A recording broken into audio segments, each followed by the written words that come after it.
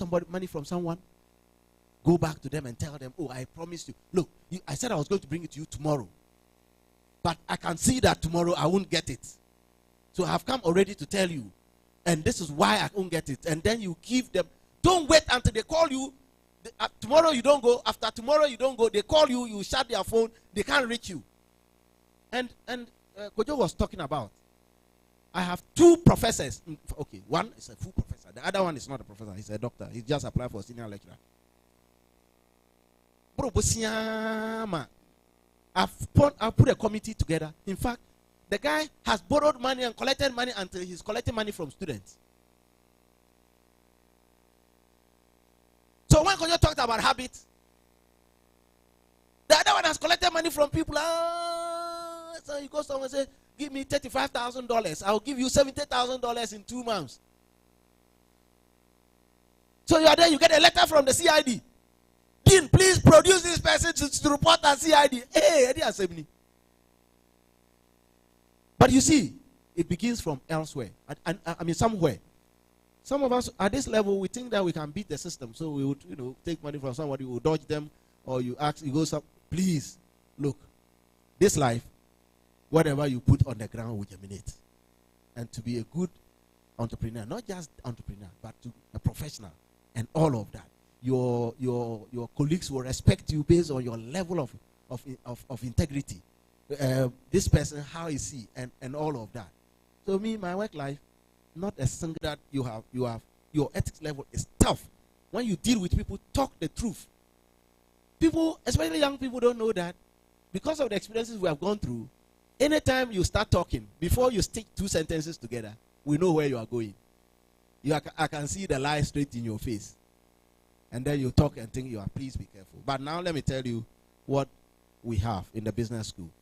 I'm not sure the College of Health Sciences has that at a higher level yet. We just started. We have our Innovation and Entrepreneurship Center. Those of you who are still in Legon, please pass by the business school.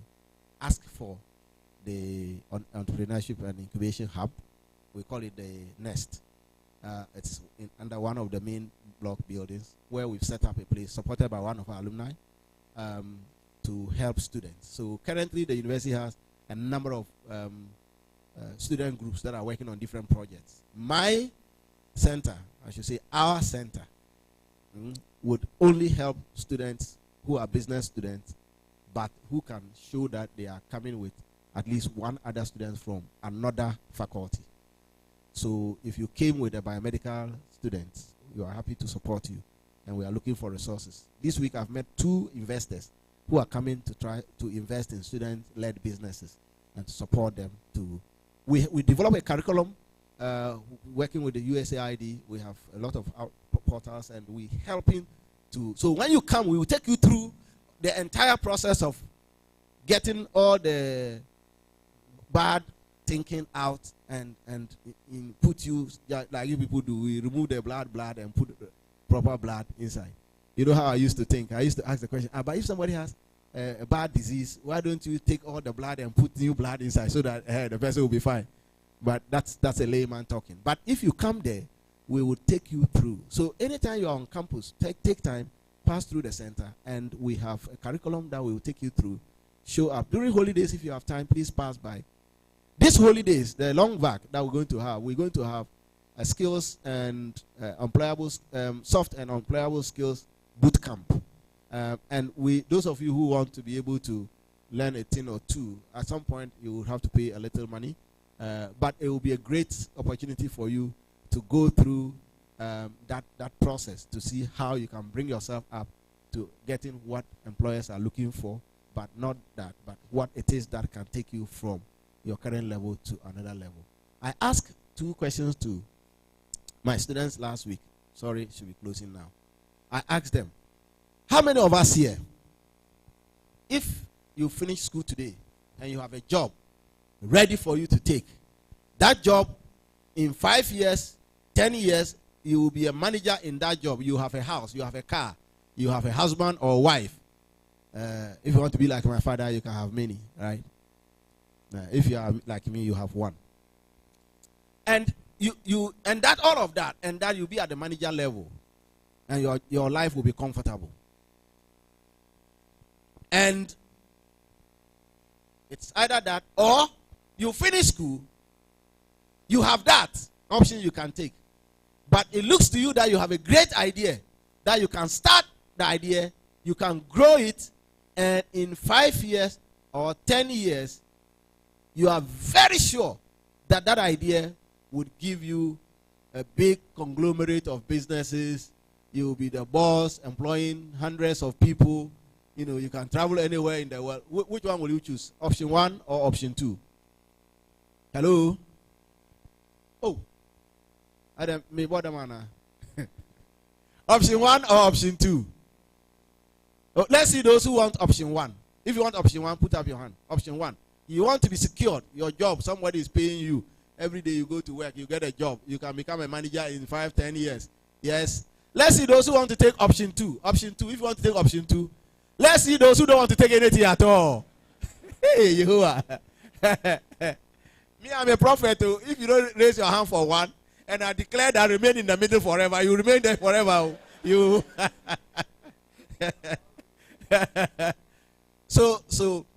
But then I asked the question, and I tried to reduce the certainty. So the first was that, okay, you have a job available, and then you want to start on your own. There's no certainty that you will succeed. What will you do? And literally, no student wanted to take something they want to do for themselves, and do not have certainty that it will succeed. And of course, within this context, it is very risky, and it's something that I didn't tell you. You know, the death rate of businesses in Ghana is so high. In fact, sometimes over 95 in less than 3 years. All businesses that, you know, get established in a particular year would die before they are 5 years old. That's why you keep seeing new business people every day. So that sector is risky. But there are also businesses that have maintained a low profile, and oftentimes businesses that maintain low profile grow gradually are the businesses that survive and stay for long. So if you ask Dr. Amegbrato, he will come. If you ask, the more you expand and the faster you expand, the higher risk you get yourself exposed to. Because, how many of you have heard about Kofi Amwabi? UT Financial Services, you remember? Yeah, so he did a book recently. I was the book reviewer. I went through him to do the book. And one of the things he told us was that the biggest mistake he ever made was to move away from savings and loan to the bank. And I'm sure he would still have been in business, because the more he expanded, the more he brought in people who didn't share the vision, who just wanted a job, who were willing to cut corners, who were willing to destroy the business and all of that. And at the end of the day, he lost the business. So the point I'm making is that you can grow, you can enter space, you can do things, but always make sure that you have gone through what it is that you have to go through. One of the things that Doc talked about before he left was the issue of personal capacity. Personal capacity, the self. Everybody wants to blame everybody. In this country, that's what it is. And when I tell my colleagues, my students, they get angry at my student, and I said, no, but you can't get angry at the student. And that's the only time I get angry. I get angry when my lecturers and staff are angry at my student. You can't get down, but the students haven't done it, they have to do this. I said, no, I don't care about what the students haven't done. As far as I am concerned, you are employed to solve the problem that the students haven't been able to solve. If the student didn't have a problem, we would employ you, for God's sake. So please fix the problem. Fix the problem. And don't come and tell me the students have done this, the students have done. Somebody is paying, and the business school, we collect a lot of money.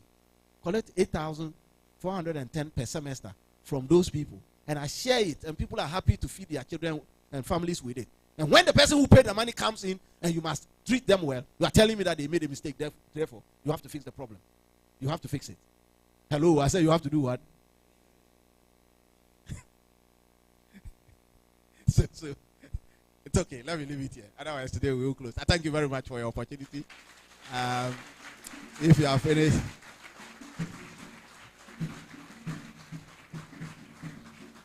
If you have any quick question, I take it. Otherwise, I thank you so much. Thank you so much. A big round of applause, please.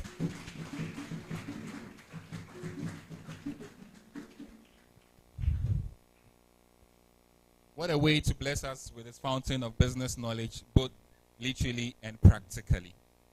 Sir, we are very much, sorry, teacher Baule, we are very much blessed with your presentation. We'd like to say that most of us are already inspired to take up the entrepreneurship classes at your institute, and we hope that you gladly welcome us when we come. In fact, there are some few questions for you, but we were actually thinking that since we have 4 speakers under the big umbrella of entrepreneurship, yes, please, and also we want to count on, okay, we were also looking at counting on the experience of other entrepreneurs here to probably add a spin to any of the questions that might be put across. Probably a question might be put across to you, but another speaker's experience could also give us a more practical understanding. But for time reasons, we'll still find a way of making sure you get your questions and get the ball rolling.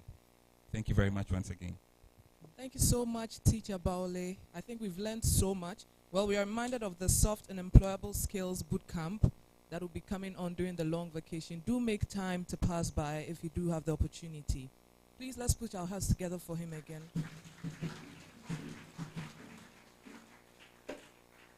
So it's still our health, entrepreneurship, leadership, and financial literacy, a triad for national and global leadership. I don't think after this place we should remain the same.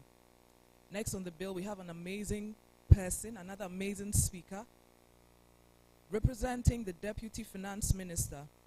She's a Principal Economics Officer with the Ministry of Finance with over 12 years' experience as an economist. She formerly headed the banking and non-banking unit of the ministry, where she facilitated the design and setup of Ghana Amalgamated Trust to support the recapitalization of some indigenous bankers. She currently heads the pension and insurance unit of the ministry and also doubles as the technical lead for the Youth Start Entrepreneurship Program. I think this woman deserves all the applause and all the love as she mounts this platform. Our next speaker is Madam Patient Akoboham.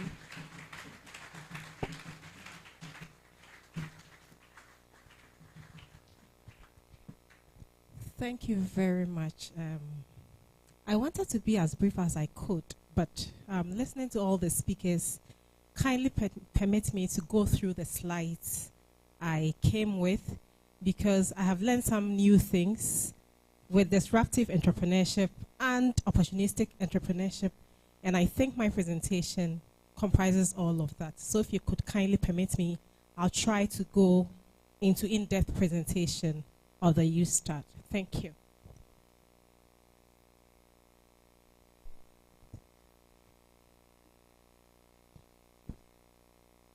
I'm sure whenever you hear of government officials, they come with so many documents. I don't want to implicate myself, so I would want to speak to facts. So if you see me handling the documents, please, that's the reason. Thank you.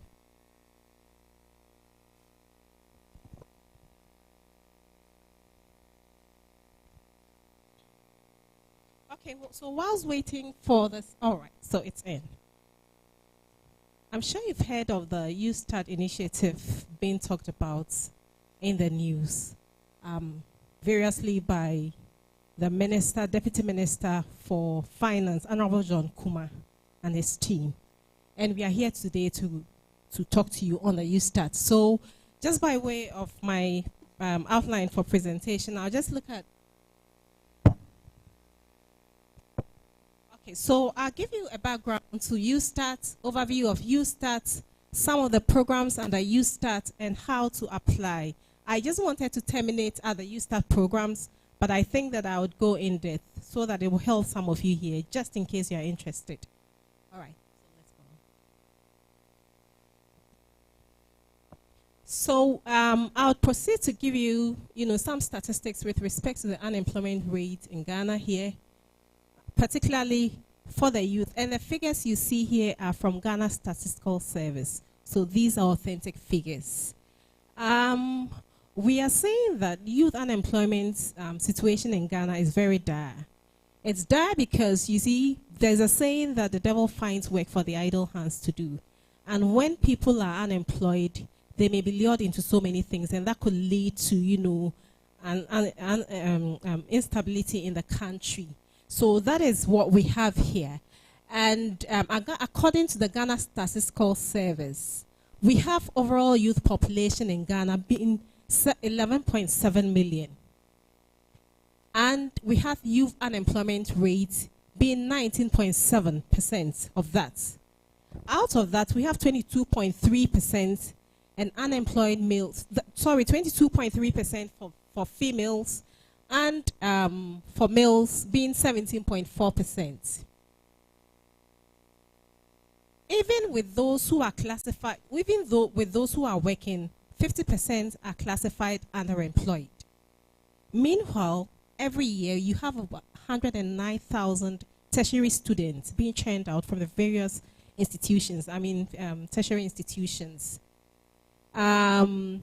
So government is trying to come up with a program termed the Youth Start, and that is expected to bring down the unemployment situation, at least to bring it down to 43.47% of it. And as I indicated, the source is from Ghana Statistical Service. I listened to the various speakers, and I was asking myself, so will all the students be expecting that, University of Ghana, the medical school, will employ them after they leave school? Are they expecting that the medical school employ, or the School of Allied Health Sciences will employ them immediately after school? And I was thinking maybe this is an opportunity for them to see what they can do out of themselves with this program coming. So, Ghana is basically entrepreneurial in nature. Our economy is MSME in nature, and it's largely MSME in the sense that it contributes to sustainable growth, employment generation. It also leads to increase in trade, development of entrepreneurial skills, and contributes to government export earnings.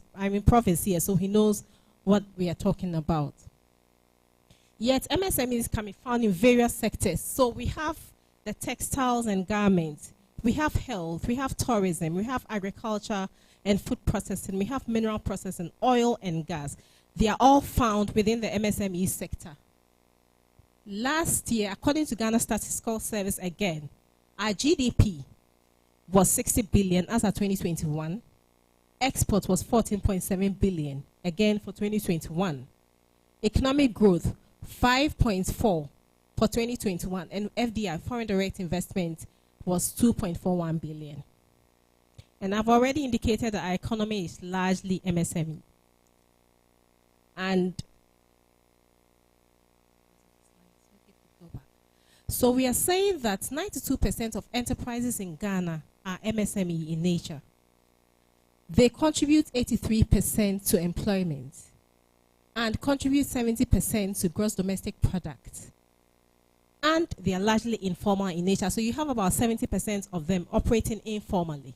So that is how, that is what's the constituents of MSMEs or in Ghana is. So if you could go on. What has government tried over the years to do just to try to come up with some solutions to resolve the unemployment situation? Some of them are just stopgap measures, others to maybe termed long-term.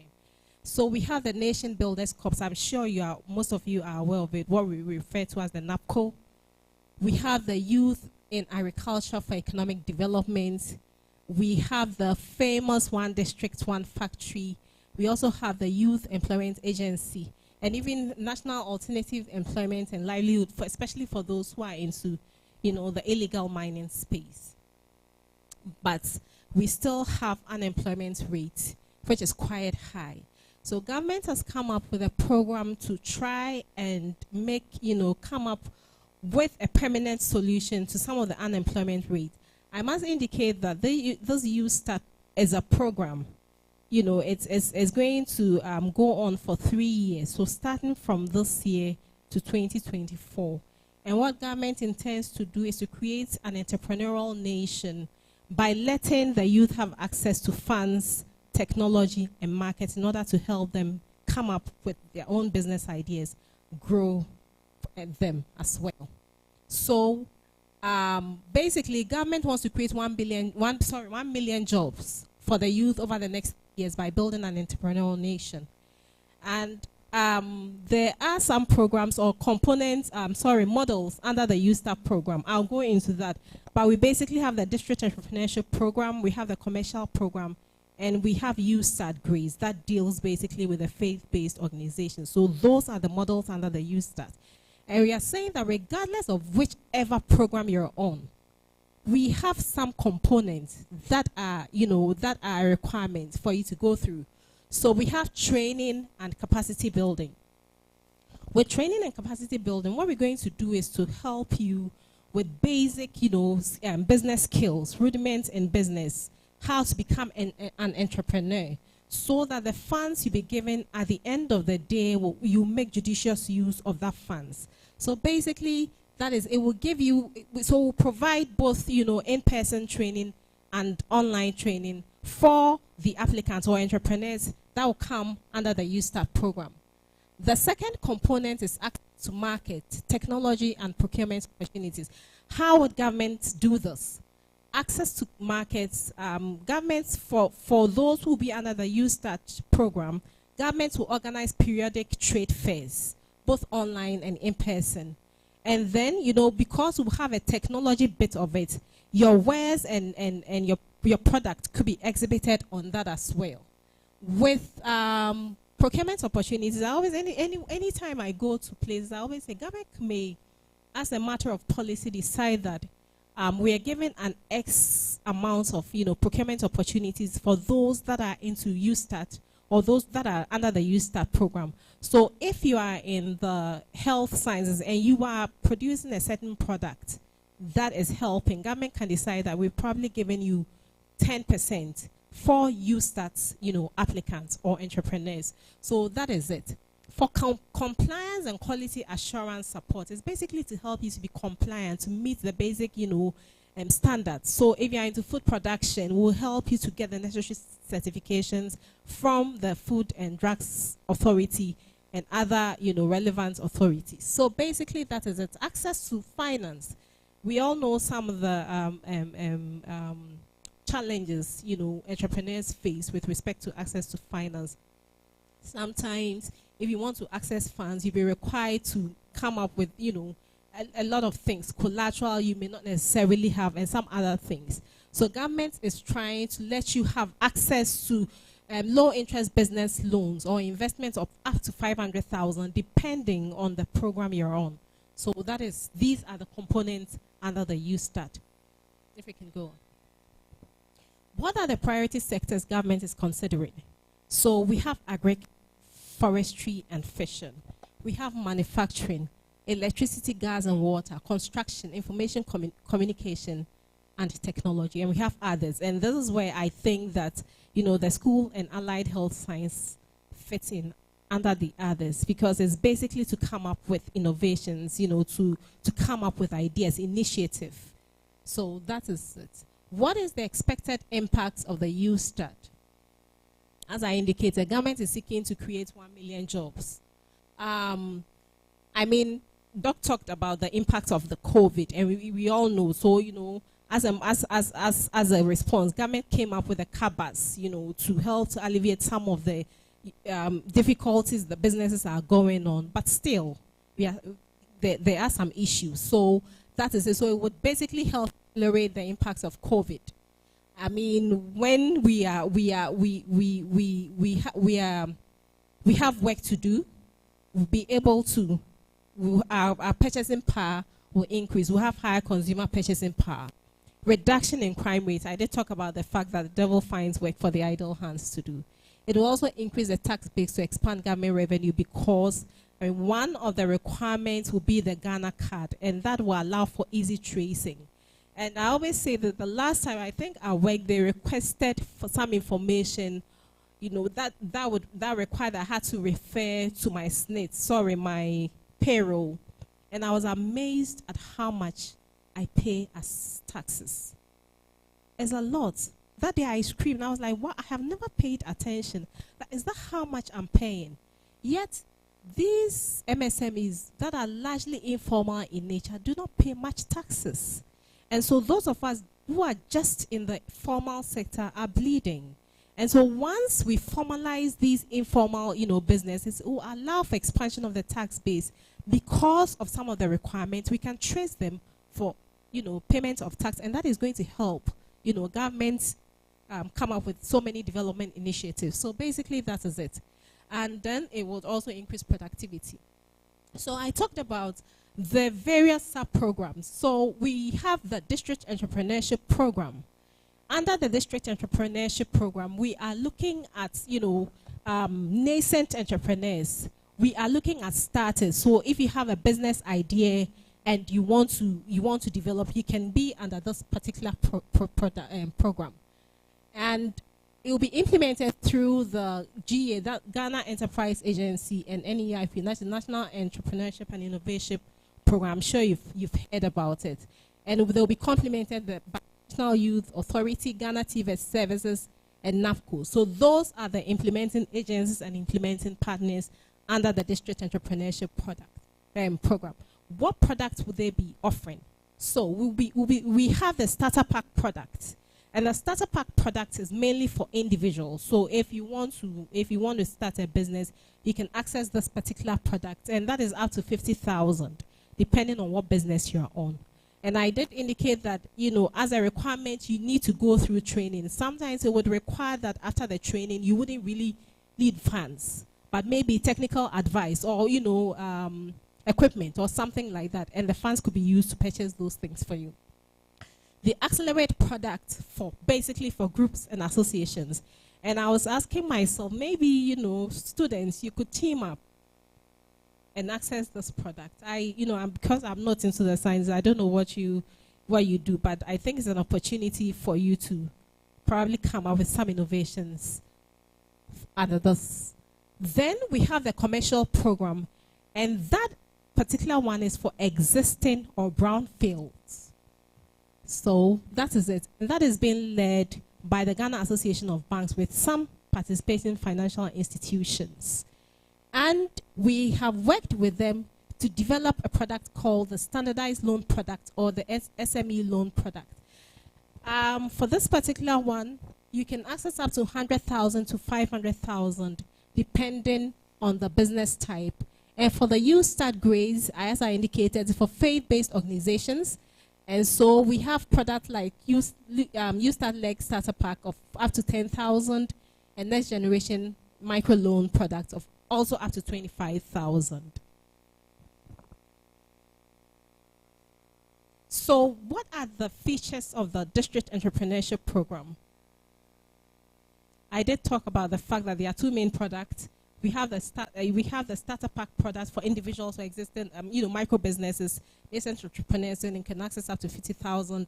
And we have the Accelerate for the groups up to 100,000. If we can move on. So the target beneficiaries. Maybe there's something I left out. The Ghana Statistical Service defines a youth, from 15 to 35. But under the Youth Start, we are expanding it to up to 40 years. So from 18 to 40 years. Now, so we are looking at startups with founders under the age of 40, university graduates, so that's where you fit in, high school leavers, the technical, vocational, and education training, those with diploma certificates and others. So if you have any other, business ideas, you could come in here. What would the facility be used for?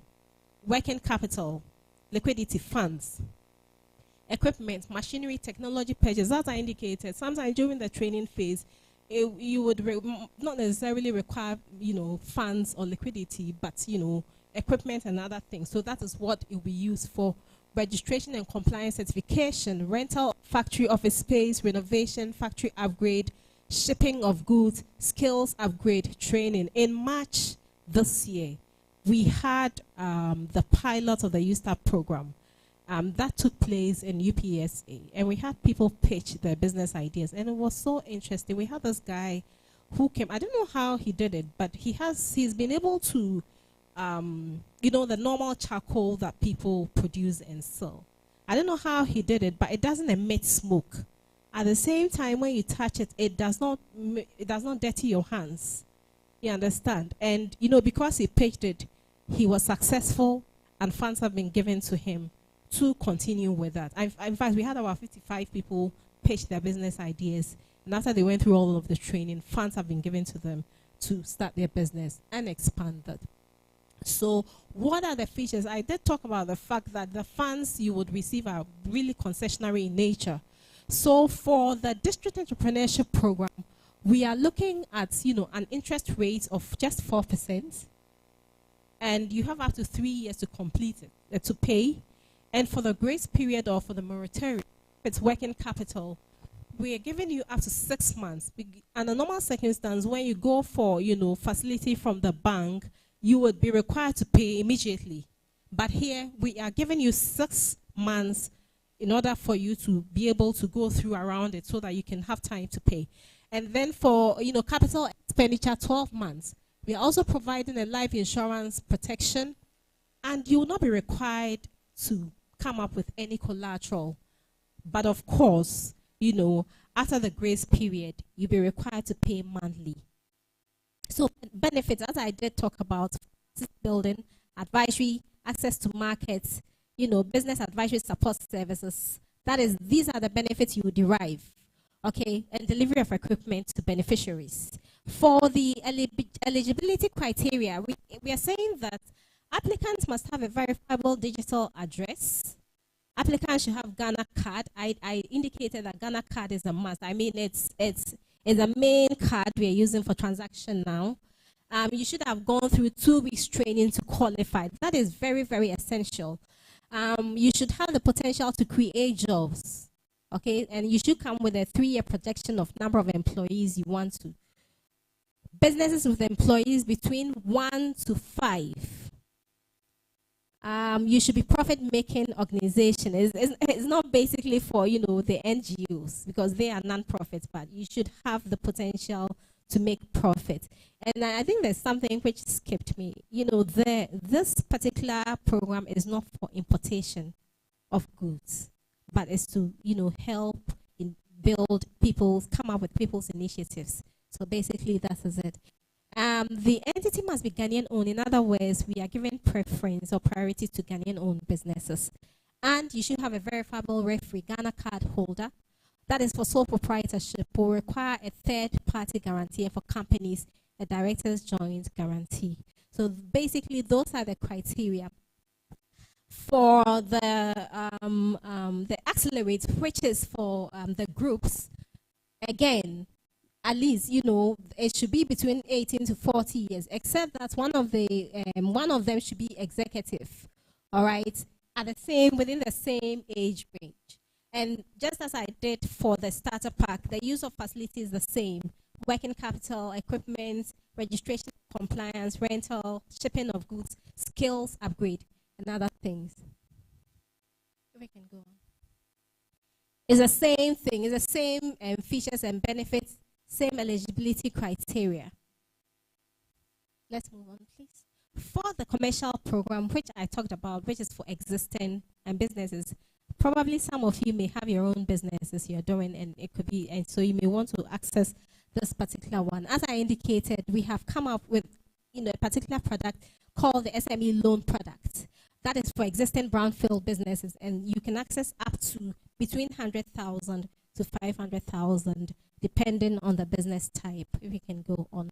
And for the target beneficiaries, we are looking at the medium and small scale enterprises with founders under the age of 40. And here there's a caveat. If you're above 40, then the employees should be within the youth, range of between 18 to 40. That is, half of your employees. So that is it. And again, the use of the facility is for working capital, purchase of machinery, new business acquisition or expansion. So basically, that is it. For the features, this particular one, because you are looking at existing businesses and you're looking at, for want of a better word, huge businesses, large businesses. So this facility is quite different. You have 10% interest rate. You have processing fee of, I don't think I need to go into this, but usually for the working capital, again, you have up to 6 months grace period. And for capital expenditure, you have up to 12 months, no collateral, up to 3-year repayment period. Again, we are providing insurance, and you'll be required to pay monthly or quarterly, regarding depending on what you're doing or the arrangement you have with your banks. Again, the benefits are the same as I indicated for the other product I've talked about. For the eligibility criteria, again, applicants must have Ghana card, should have a business 10, you should have a business with a minimum of 6 employees, you should be over 40. If you're over 40, you should show evidence of 50% of your workforce being within that age group. And then you should also show evidence that the employees between the ages are registered with SNIT. And you must show evidence of SNIT payments. And you must have a verifiable digital address, potential to create jobs, tax clearance certificates, operate for profit, be Ghanaian owned. You should have a cash flow projection for 3 years. You should have had your business plan. You should also, for this particular one, because it's existing, you should have gone through a 5-day training. And again, a verifiable referee for sole proprietorship will require a third-party guarantee, and for companies, require directors' joint guarantee. So that is the eligibility criteria for the commercial program and for the standardized loan product under the commercial program. For the YouStart grades, I don't want to really bore myself with this because that is for the, faith-based organization. We are looking at vulnerable people. So I don't think I would want to go into that. If we can skip the how to apply. So here, that's why I asked that you give me some minutes to go through it. How to apply. We would have, the web address here, which is the youstart.gov.gh, but the YouStart program has not yet been launched. And so you can't do that. We are hoping that when it's launched by the president, then you can go to the website and apply. Or you can access the YouStart platform via the implementing agencies, as I talked about, under the District Entrepreneurship Program. An account will be created for you to register, and then you complete the application form, and shortlisted applicants will be contacted for training. That is the component I talked about, what you need to go through.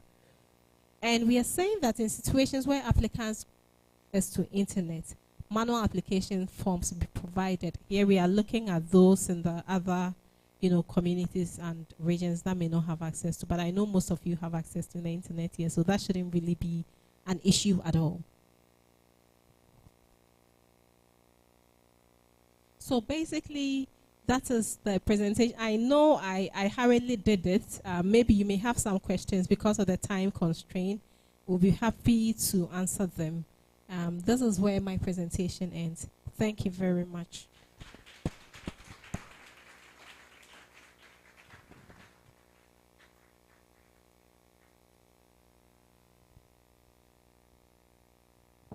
Thank you so much, Madam Patience. We are all reminded that if you do have any questions, kindly send it onto the WhatsApp platform and it will be displayed and the questions handled. Okay, so our first question. As an entrepreneur, I understand we don't need money to start a business, but how can I get funding to promote my business if it's already rolling at a slow pace? Like create my website, develop mobile application, manage my website. I think this will go to Teacher Baole. So anytime or where that I have spoken, this question has come up. Speakers often say you do not need money to start a business. And it is true. We say that we do not need money to start a business because that's not where it begins. It begins from the fact that you must have an idea, and that idea must be an idea that is business, that is sellable. In other words, if I came to this room right now and I gave everybody $1 million, $1 million, assuming that I have that, how I would have been a great man, right? I'll give everybody $1 million. Many of you will go out of here and go and give that money to somebody and say, oh, can you keep this for me? Oh, can you do this for me? In other words, if you do not know what to do with the money, getting the money is not a solution or that which you need to start a business. So when we say that, we say we need you to have an idea. We need you to have a business idea. We need you to have a plan so that when you have to start the plan, then you get the money, you know what to use the money for. Otherwise, the gobe woman will take your money away because you are going to just go there and blow it with your friends. But have a business idea, and that business idea is tested. And why most people, and if you ask me, my own brother came to me and said, I want to operate a depot for soft drinks, And then I asked him, how much do you need? And then he mentioned a big figure. He tells me a lot of things. And I asked him, have you sold one Coke before? So why should I give you money to open a big depot when you haven't managed even a table shop selling Coke? I will throw my money away because you don't have what it takes to do it. And that's why a lot of banks will not give you money if you walk to the bank and say, oh, I want to do X. People want to see that, or investors want to see that what you have is sellable. It's a business. It's not a dream. It's not something you are imagining. It's something that can become. And to be able to prove that what you are doing can become, and therefore someone to put money in, you should demonstrate it. And that's why I like the conversation here, that how much of skin has entered the business and you want somebody to put their money in? How much of your own money have you put in? And so starting a business, we want you to start very small, the scale that you can test it. But 2, we want you to be able to put your own skin in and to convince yourself that this is workable. Number 3, it is important for you to know that the bank or someone sitting somewhere is not your first source of funding for your business, because no one will throw their money away. So what we need you to do is to rely on your own resources, talk to family, talk to friends, money that doesn't cost you, money that you're not going to be paying huge interest on. So friends can lend you 20 cedis, 100 cedis, 50 cedis. You can even find friends. This gentleman is talking about developing a website. If I were you, I won't be looking for money to develop a website. I'll look for friends who can build a website. And I'll ask them to be partners in my business. And then they will develop the website for me as part of their investment. And the business becomes for all of us. And then gradually we will grow it. Because I have a website, a personal website. I don't use it for anything because I built it at a time I thought I was going to do something. And when I finished, I got appointed as head of department. I got busy. I became dean. I got busy. The website is there. I just paid money for it. So if you ask me, you want to build a website, what for? So it is important that you put your money in yourself, gradually save out some money, go to your father if they give you money. And my kids like to do that. They get the money from me and they save some of it and they come and say the money is finished. When I question and say, yeah, but daddy, I put 20 CDs aside and all of that. So please don't go looking for, they won't give you. No bank will give you money when you walk to them and they ask you. Sometimes you don't even have a proposal. Do you have a proposal? What will you invest the money on? What is the gestation period of your business? You are science students, so you know. Today you are starting. When is the first time you can earn your first CD from that business? Now, if anybody was going to put money in, and it's not clear that between when you start and when you can start earning money, it looks feasible that it can earn you money. Sorry, they won't give you money. So the conversation about you need money to start business, it is true you need money to start business, but that is not where it begins. It begins to have an idea that can make money. And as you can do that, I teach non-profit management. So I teach my students how to create value. And non-profit can create value. So you go into communities, you are solving problems, you are fixing issues and all of that. And there are very basic issues that young people can fix as non-profit, and you grow your expertise, your experience on how to manage a business gradually. But this is a non-profit, so people are willing to put themselves up for it. The ladies that do hairdo, I'm not sure how many of you have, especially those that reside in Kolebu, have looked up for space here to try and see if you can have, as I said, opportunity. This is not disruptive. Opportunity, entrepreneurship. Oh, there are how many? The more female students in the College of Health Sciences than male, right? Okay, I want to have a salon, both to cut and to braid and all of that. And then you start. But don't ever dream. In fact, no one will give it to you, so don't dream. And that will make you frustrated, really, because you go everywhere, people tell you, oh, you just think that you need to start and start well. Thank you. Thank you very much, Prof. Thank you very much, Teacher Baoli. Before we pick your second question, sir, sorry, before we pick your second question, you touched on something that I probably would like to throw a bit of light on, if you could help elaborate. So it's on the issue of partnership. somewhere 2020, I hosted a pitch where quite a number of young folks in the field of technology had to pitch their ideas. And what we realized was there are times where we found someone with great mechanical idea and he needed to partner with someone with very great electrical or IT idea, but they all refuted. And for some reasons, I feel probably our upbringing or whatever has been a reason why people don't want to partner. And for the fear of partnership, many businesses, big thriving businesses, would have been bigger ones today. Yeah. How do you encourage that spirit of partnership amongst us? Because we are students. Yes.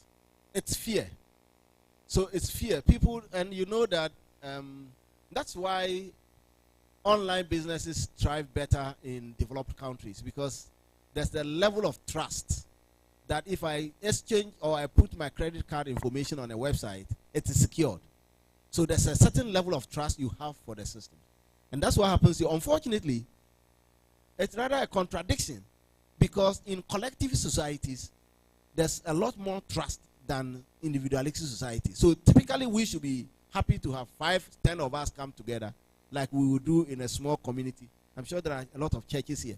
When no one knows anyone, you all came, and then we all belong to one church. We have come from different places. We will start the church here, and gradually we will grow it, and we are happy to have offerings, and somebody goes to keep it and all of that.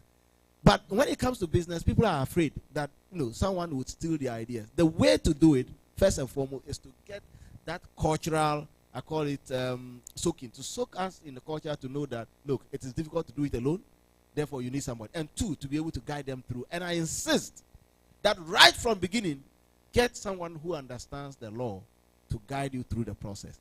My very first class that I taught in 2008, I asked them to do a project, and this is NGO management. So they were supposed to develop an NGO from beginning to end, and they put themselves together, and I encouraged them. 2 Americans and 1 Ghanaian developed the NGO. It's online. Those of you who have your phone, you can search aban.org. Aban is ABAN.org. So they developed an NGO. They grew it. It became big. The Americans went back to America. They were looking for funding and bringing it. The Ghanaian was here and, working, and they bought land in the Bree, and they were building, and then they started fighting. Because then it was, how much is anybody entitled in terms of allowance or salary and all of that, and they broke the organization. So it is important that from day one, even if you don't have a lawyer yet, agree amongst yourself and write down what each person is contributing, what each person will be entitled to. The profit will come one day, but let's put down. And if you get a lawyer, and for that's why we're working with the law faculty to actually get them to involve in our incubation, so that they can have law students who want to help their colleagues design, help them to draft agreement and stuff, and draft partnership. We are bringing 2020. If there's profit, we will share 2020. This is how much time we will do. How much you would get will be dependent on how much energy you put in, and you define all of those indicators, because it is very critical. Very critical. Thank you. Thank you very much. I think this is a very vital aspect of such, because as health students, we would always want to give a very holistic touch to anything we do. So, med lab students can combine with nursing students, doctors, allied health, to give a better approach to businesses. Probably this is the last one. It's on the online business, where someone wants to find out, what's your take on the now trending online marketing, where you invest money initially, and after some time, you begin to reap instant profit? Oh no! So I be careful with pyramid businesses. Okay, pyramid businesses can be difficult to. Pyramid businesses are businesses where there's actually no product. In some cases, there's a product, but many times there's no product. So I give you 20 CDs, and then I'm now entitled to get some coupons or something to sell to other people. Each person gives me also 20 CDs each. So I get that, and that some of it is passed on to the first person, and then you two go and recruit people. I tell you, pyramid businesses will always crash. And they will crash because there's no product. There's no service created. What it is that people are passing on the money from those that they are harvesting the money from to those who are on top. So those who are on top, your profit margin depends on how many people are recruiting additional people into the pyramid.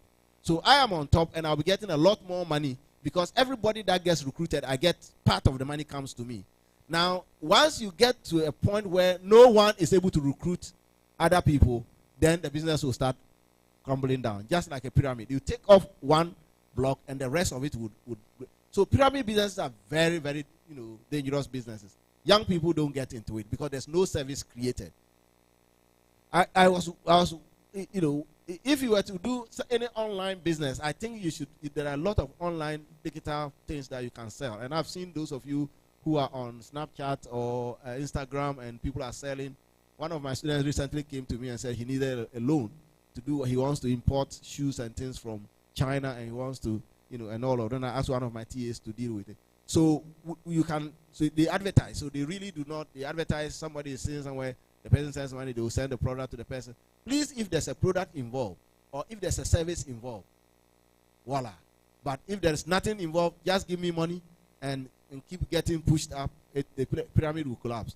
And it only takes the next person who is unable to get new people to join, and then the whole pyramid is in trouble. So please don't, that's free money. It's almost like money, gambling money. All right. My son got involved and got his fingers bent. So be careful. Thank you so much. But just a little bit of elaboration on the question. Comes an aspect of online marketing, which they call crypto. And yes. I'm sure that's what actually the person also was talking about. Also find out about the crypto business. What do you have to say about the crypto marketing? So to be honest with you, I am extremely uninformed about crypto. Recently in the church, a gentleman came with a wife to come and marry, and as counselors we were supposed to take them through some sessions. And then we asked the gentleman, what do you do? He says, I'm a crypto trader. And then we asked the woman too said she's a crypto trader. So crypto cum crypto. Crypto cum crypto. And incidentally, some of the elders said these are very well-to-do people. So but I'm not informed. My son, my second boy, has been using my office computer to try and do it, and I hear he has a lot of some. I haven't taken time. I want him to stop. So I don't know a lot about it, and I would deceive the crowd here if I went into it. But I will look for knowledge on this. Thank you so that next time I'm able to, because it's an emerging area. Thank you so much. Thank you are you more so than much. blessed with your fountain of knowledge Thank already. you, We are so much grateful. A big round of applause. Ladies and gentlemen, he prefers to be called Teacher Baule, but his real name, with all due respect, Professor Justice Baule. A big round of applause to him once again. Before we move on to our next segment, where we'll be picking our final two speakers on the subject of entrepreneurship and leadership, there is one more question for our dignified speaker, Madame Akuboham, and it's on the concept of the startup that she discussed with us. Please, can you question? And I read, how are you making sure that your startup is going to go as planned? And for any reason, if it should flop, how would you go about it? Or how do we trust this initiative setup? So, I mean, this is a question coming from Ifwa, a level 200 BSc dietetics, who want to find out more about how the setup can be trusted. And in case her shocks are not strong enough, what happens? Thank you. Thank you very much. I talked about the components of YouStart, and I indicated that regardless of whichever program you're on, it's a must that you go through training. And it's a 2-week mandatory training. And you'll be taught the basic rudiments of, entrepreneurship. It's to help, basic, bookkeeping and those things, just to help you manage your way through the businesses. And, as part of the components, we talked about business development support, and we did indicate that these are there to help, give additional capacity training on need basis. So if you think that you would require additional training, the business support services are all over to help you with that. I think that I don't know whether I have tried to answer you. If you think that you are not doing so well, kindly visit the business support unit under the YouStart. Or you can go to any of the implementing agencies, or you can even go to the YouStart Secretariat at the Ministry of Finance for additional support when required. Thank you.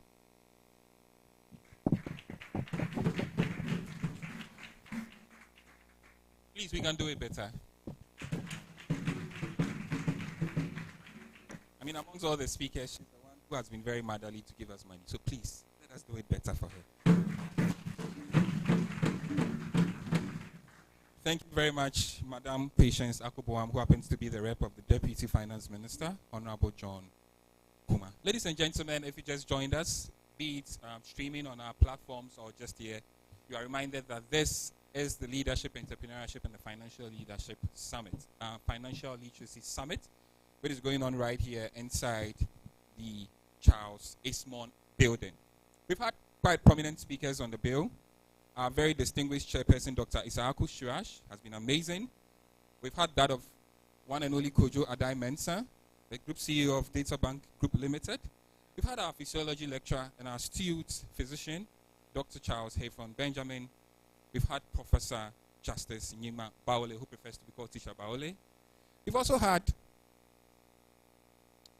the representative of the Deputy Finance Minister, who just finished with the elaboration, Madam Patience Akuboam. And guess what? We have two great extra individuals who are already in the atmosphere. Ladies and gentlemen, Ibrahim Mahama is around. A big round of applause, even in his absence.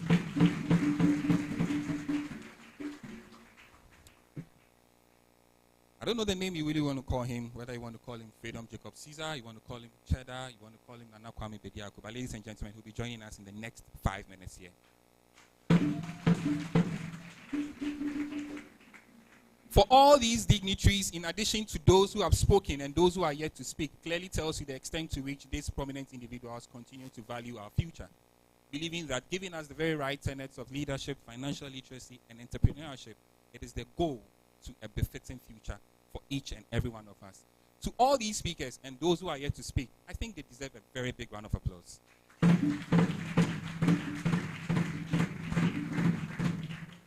Just about now, as we welcome our next speaker, we'd like to take a very quick cultural interlude from our one and only culture group. Whilst we spice ourselves with some coffee break out there, whilst we prepare for Ibrahim Mahama, we prepare for Cheddar, we prepare for our one and only Dr. Mark Nawani, and of course, Mark Dan. Ladies and gentlemen, our cultural troupe for you.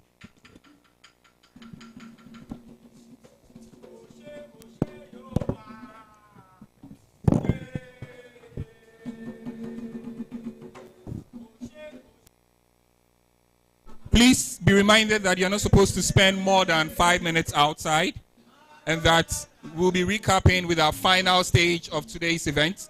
So please, for the purposes of our distinguished guests who are seated here, please, let's not spend more than 5 minutes outside for the coffee break. We understand that people are getting hypo, so that is the very purpose for this very break. And in the next 5 minutes, we shall be welcoming ourselves back into this very auditorium. Thank you very much.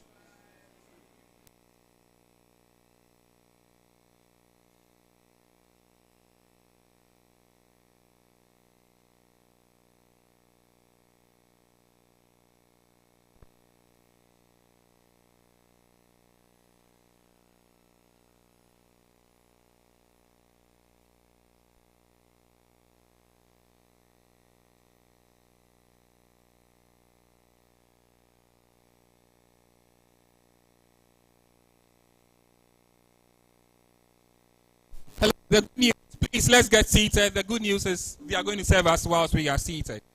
And I think that's a beautiful one. So please, let's get seated. Let's get seated. Let's get seated. Please, let's get seated. We'll be sorted out in our very seats. So please, let's get seated. So whilst we wait to be served, we would like to invite our cultural group to take us along the drive. Thank you very much. Please, let's get seated. Let's get seated. Just 5 minutes for this break.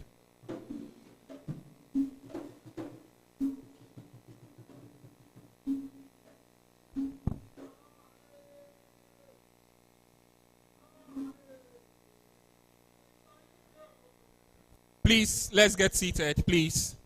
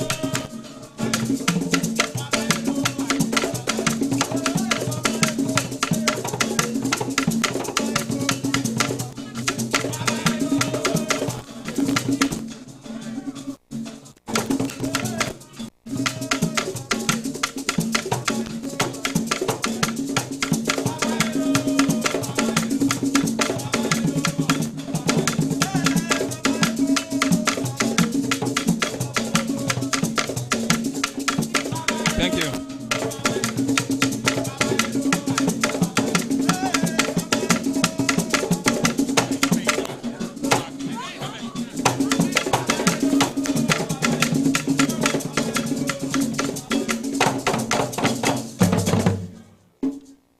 Thank you very much, Womane Cultural Troupe. A big round of applause to Womane Cultural Troupe. Ladies and gentlemen, for all the dignitaries that are present here, I expect a bigger round of applause, please.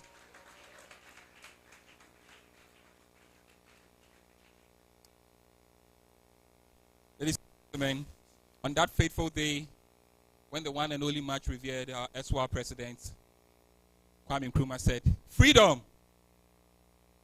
When he said freedom, ladies and gentlemen, not the freedom from Shatawale. Ladies and gentlemen, a big round of applause for Nana Kwame Bediako, a.k.a. Cheddar.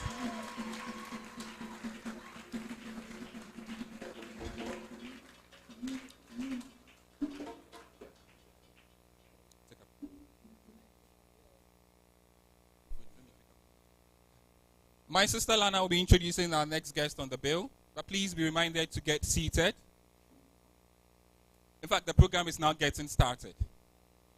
Yes, because if you have the CEO, Ghana CEO of 2021 here, coming to talk about entrepreneurship, then what else do you want?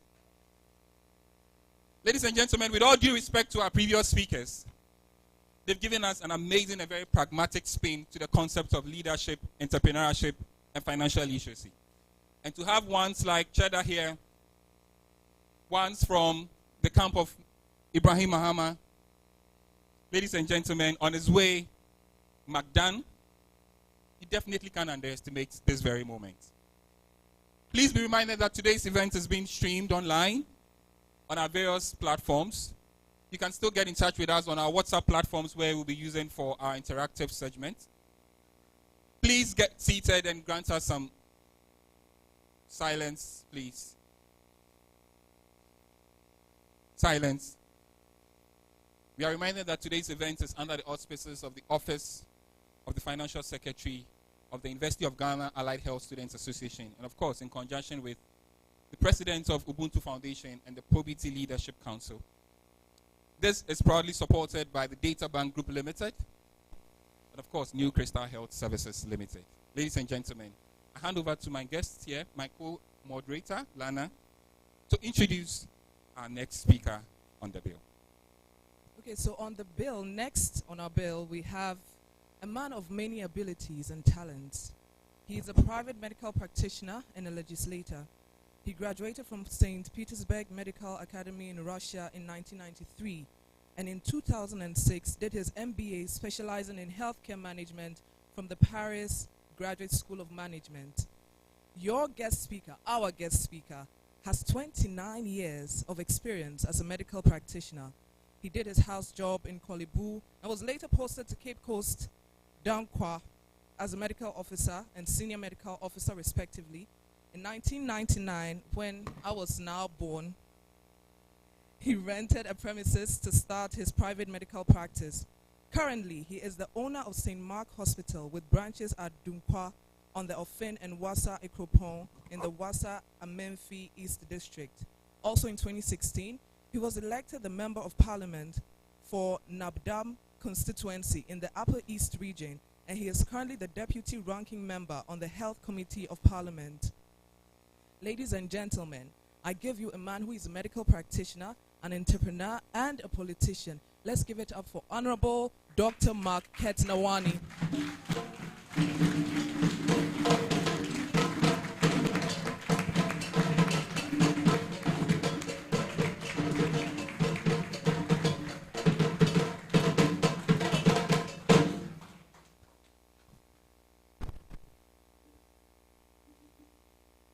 Thank you very much, organizers,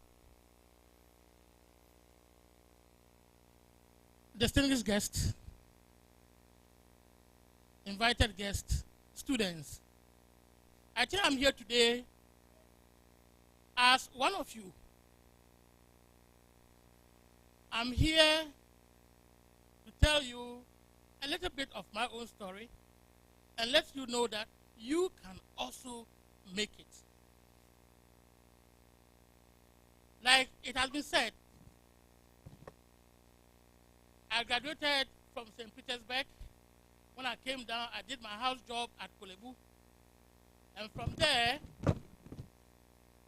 I was posted to Cape Coast, where I did another rotation over there and went to Duncanofin.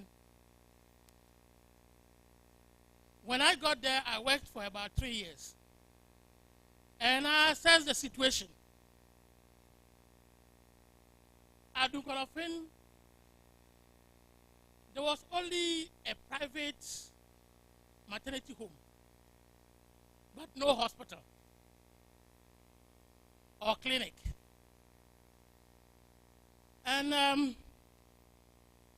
there was a mines hospital over there, but the mines had collapsed. And so they had a place where you could operate a clinic or a hospital. And the owner of the mines was then in Accra here. So when I went on leave, I came down to Accra here, spoke to the man, and he agreed that I should go back and use the facility for a fee. I agreed and went and started. That was in 1999.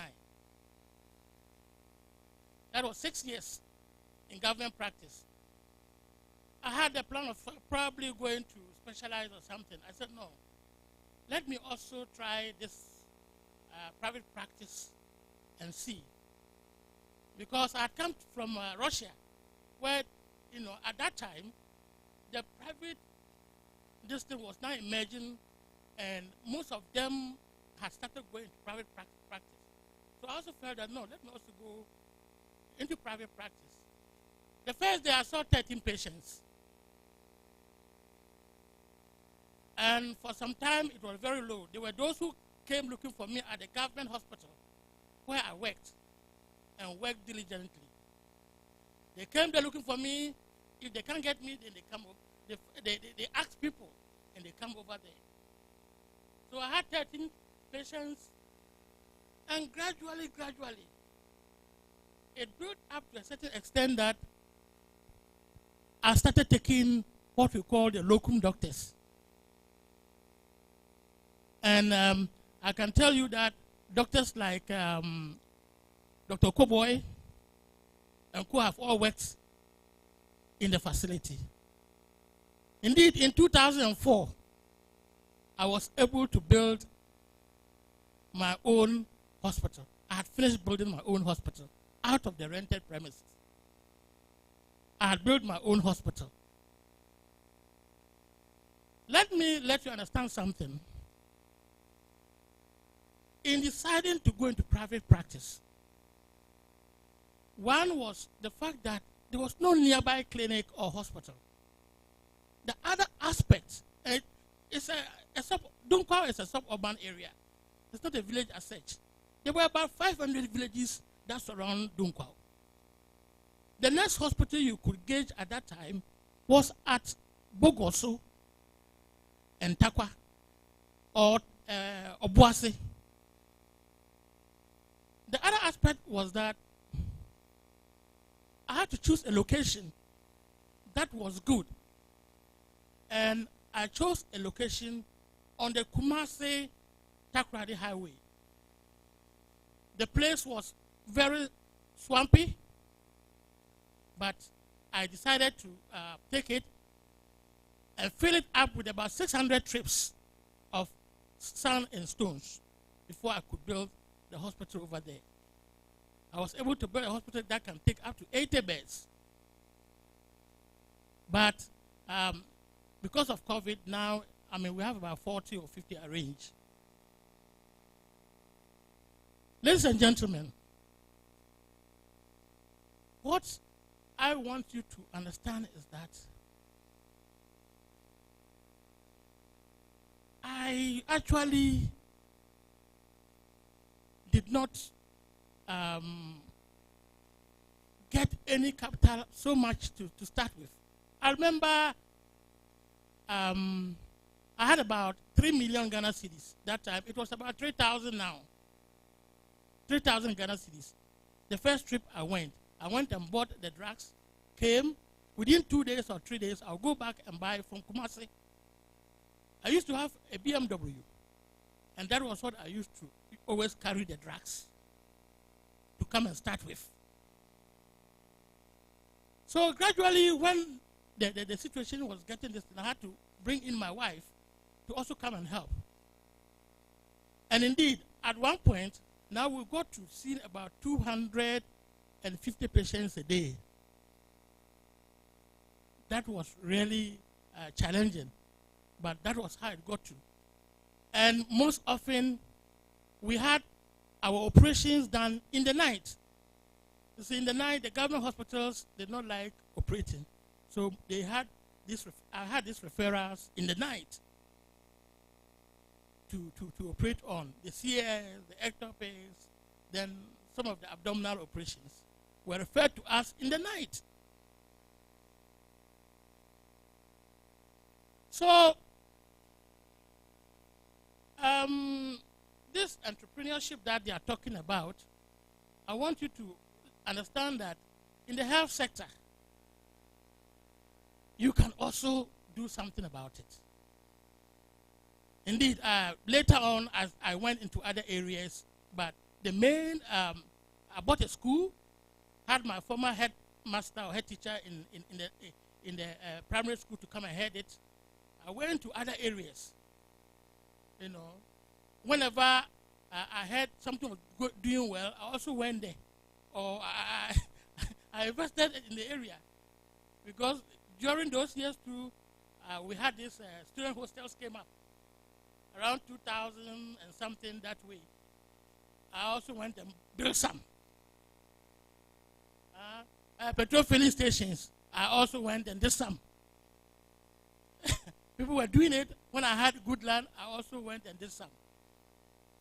Football administration, I was the owner of Dunkor United. I think we came to Accra here on 2 occasions. We tried to go to the Premier, but we were not able to do it. But I was the owner of Dunkor United until I sold it when I was going to politics. I couldn't combine the politics with the football administration. So I sold the club. And so I come here today as a father, a senior brother, to let you know that you can also do it. Be it a clinic, a hospital, a pharmacy, a diagnostic center, a laboratory. There's the need for us now to combine our jobs with some other things. If actually you want to be different. And so I deliver this message to you.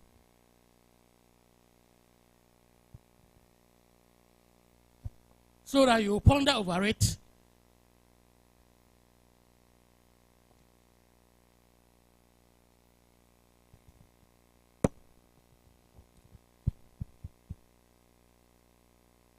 Distinguished guests, invited guests, students of the medical, biomedical, and allied health sciences and dental schools. Ladies and gentlemen, I'm honored to be invited by you to be a speaker at your Leadership, Entrepreneurship, and Financial Literacy Summit. The theme that I'm going to talk about is health,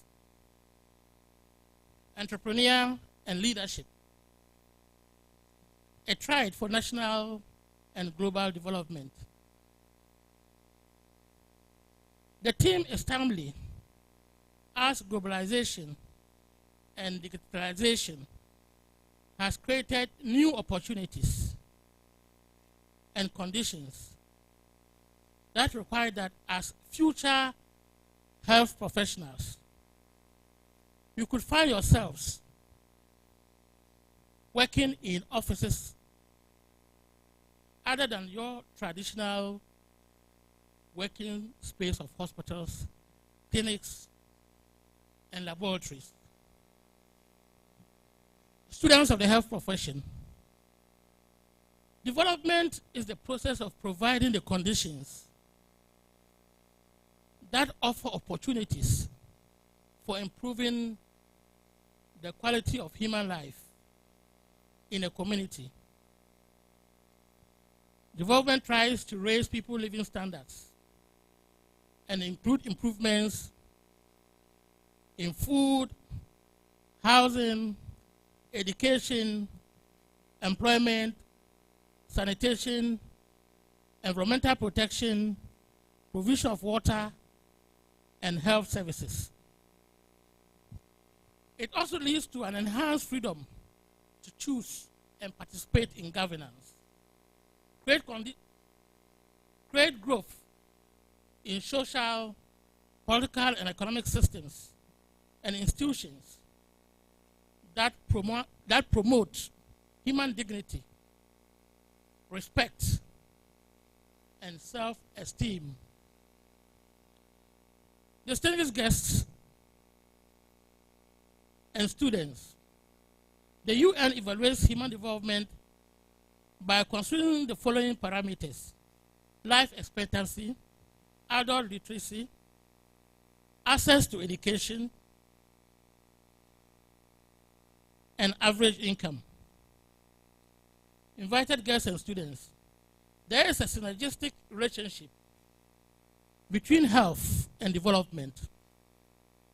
Development leads to an improved health.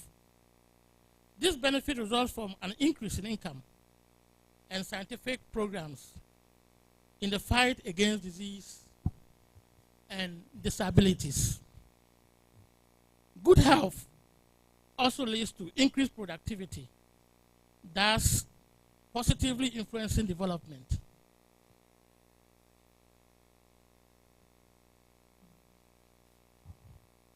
Entrepreneurs boost economic growth by introducing innovative technologies, products, and services.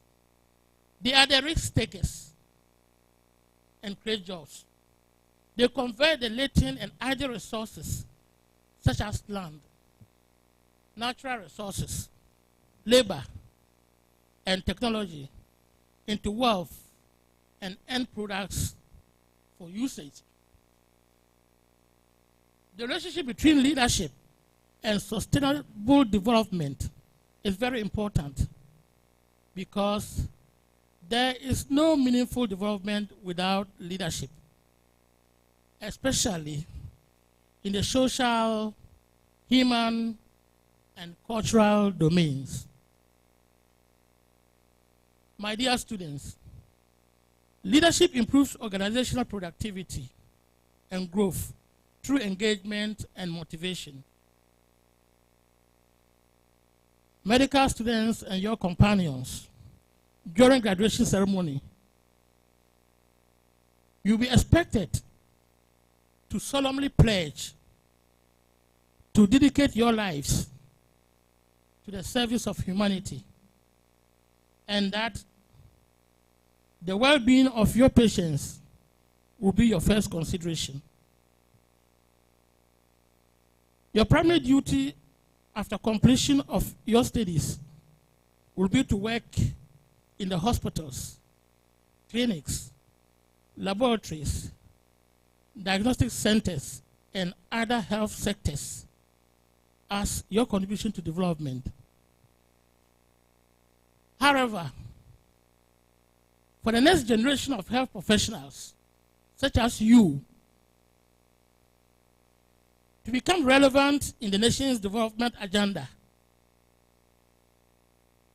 a mix of your contribution to healthcare, entrepreneurship, and leadership, among others, will be required.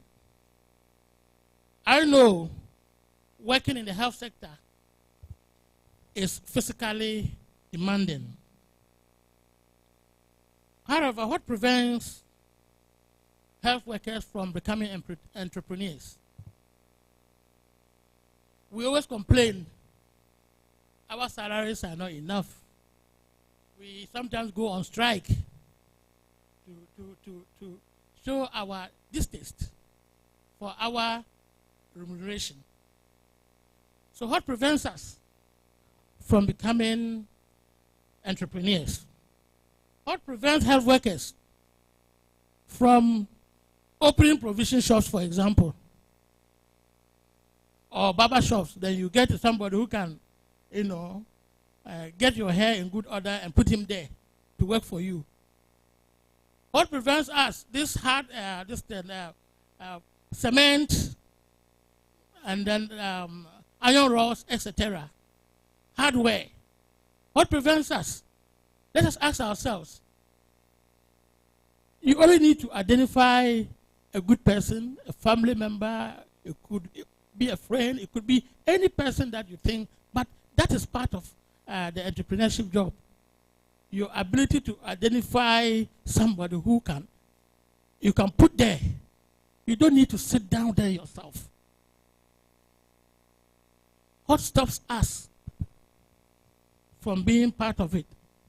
What about big things like estate development and petrol filling stations? As I have said that I had to go into it.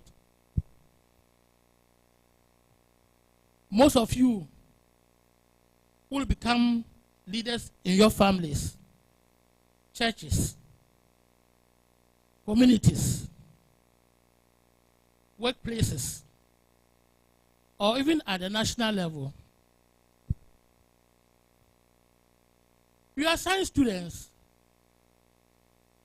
You were the best, all with the best, when you were in the primary and secondary schools. What then stops you from contesting for leadership positions? After we finish school, we are so much into our profession alone. We complain a lot. We don't look anywhere or elsewhere as the other professionals do.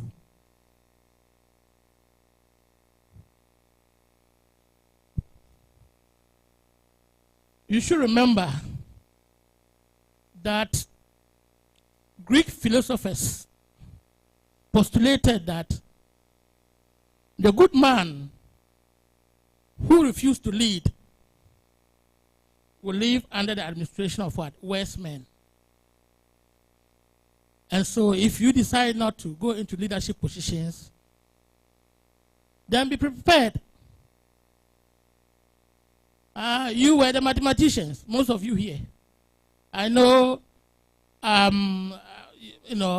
you can't be interested in science without being interested in maths. And you could do the y, the x, integration, etc. You could put figures together and get positive outcomes.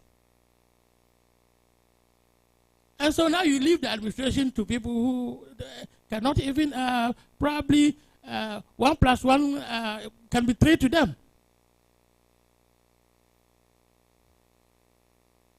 That is what we are doing. We, as those of us in science, we are leaving the administration.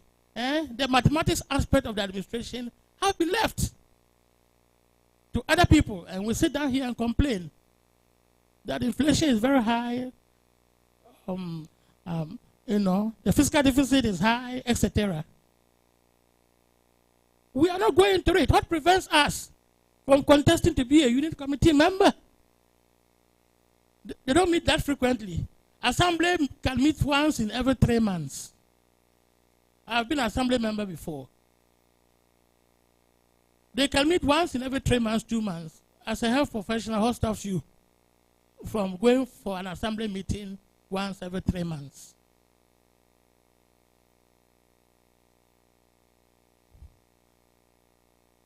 As for parliament, well, that one requires a real decision because you really have to relocate to Accra, etc. But even with that, Well, I went into politics somewhere after 45 years, but I came to Parliament at the age of 50. And I believe that I'm living the second part of my life. I've practiced continuously up to the age of 50 years, and I believe that I'm living the second part of my life. But what prevents you? You look at yourself. Some of you are strong orators. Some of you can move mountains with your speech.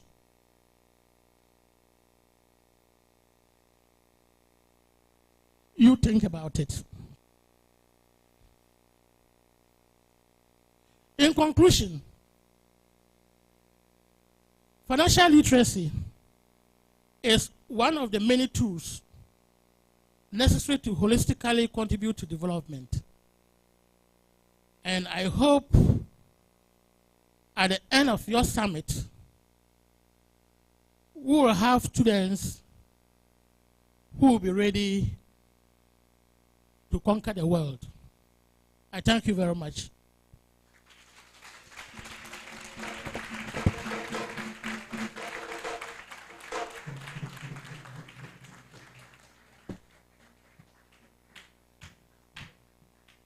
Ladies and gentlemen, a very big round of applause to him again.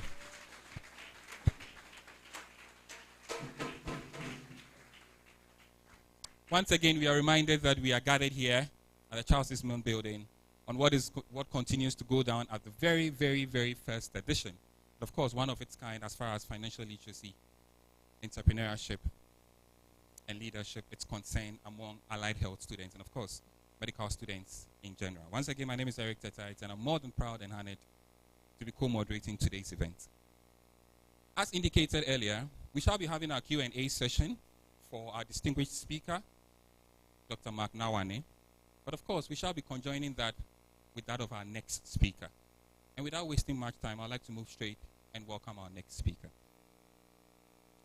Ladies and gentlemen, from a very humble beginning, he has grown to own chains of prestigious companies, multi-million companies, under his iconic Qualis Group Limited. Ladies and gentlemen, this individual is one who has gradually grown to become an accomplished business mogul. Born and bred in Kumasi, found in the United Kingdom, and brewed in Bel Air, California, United States of America. Ladies and gentlemen, this is an individual who carries away and carries along with his pride, and his culture is exuded in its very essence. From being a 5-star General Award winner to the General Star Award winner, and eventually culminating into the CEO of 2021. Ladies and gentlemen, our next speaker on the concept of entrepreneurship is one that needs no introduction. Indeed, Albert Einstein once said, any great thing that is of honor, that is of value, is one that was done and labored in freedom. Looking back since 1957 Seed March, I dare say that, ladies and gentlemen, not gold, not bauxite, not magnesium, not even oil, has been our most precious commodity. I dare say that our most precious commodity since 1957 is freedom. If you agree with me, please show by hands.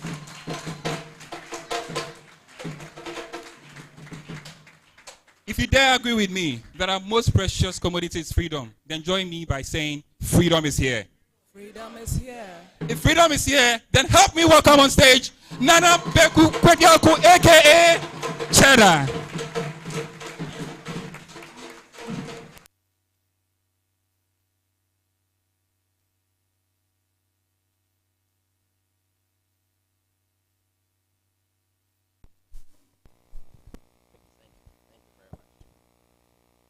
Thank you. Thank you. First of all, I would like to say a big thank you to all of you.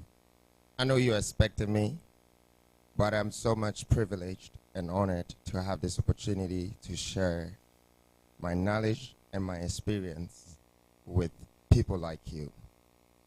I would always believe in the youth before I would even believe in myself. And I expect so for our fathers, our leaders, our mothers, our teachers, our doctors, and all the people that we look up to.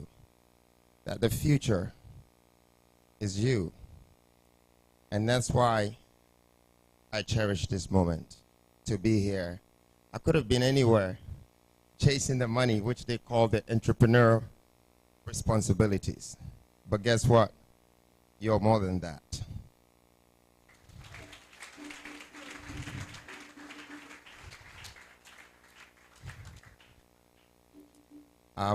Thank you very much, Doctor. Your speech makes me feel like I have to acquire more. Maybe I should go and buy a football team very soon. Yeah, yeah. So, I actually don't remember anything I learned from school. I'm being very honest. Because I remember they taught me some science, and they said it's to do with biology, physics, and chemistry. But I just don't remember anything from the classes. I don't remember some other things in economics, in geography, so many things. But why am I telling you this? Because I realized that all that time I spent in school, I had to study to memorize these things so I can spill it on a paper to impress the teacher who is going to mark it and say, well done. So I become first or second in class. But then when I went to the real world, I realized that the theory of what I learned didn't really matter to the practicality of what I was facing in the world. And that's what is going to inspire me today to share my entrepreneurial skills with you. I don't think if you want to be an entrepreneur, you should think that you want to be rich. That's the first rule. Because all I ever wanted was a bicycle. And then when I got the bicycle one day, I gave it away. I gave it away to someone that deserved it at the time that they needed the bicycle more than me. Only to find out that one day, I'm going to have more than bicycles. But everybody seems to think that being an entrepreneur is the only way out to be successful. No. I think first of all, you need to find happiness. Because most people think success will bring you happiness, but happiness will lead you to success. And once you're successful inside, you can start thinking about being an entrepreneur. I wouldn't want to tell you to think like the average person around you, because that's also not going to make you an entrepreneur. You need to be the one standing outside and thinking out of the box. So here are some of the analysis that I've put together. Being a Ghanaian and being an African,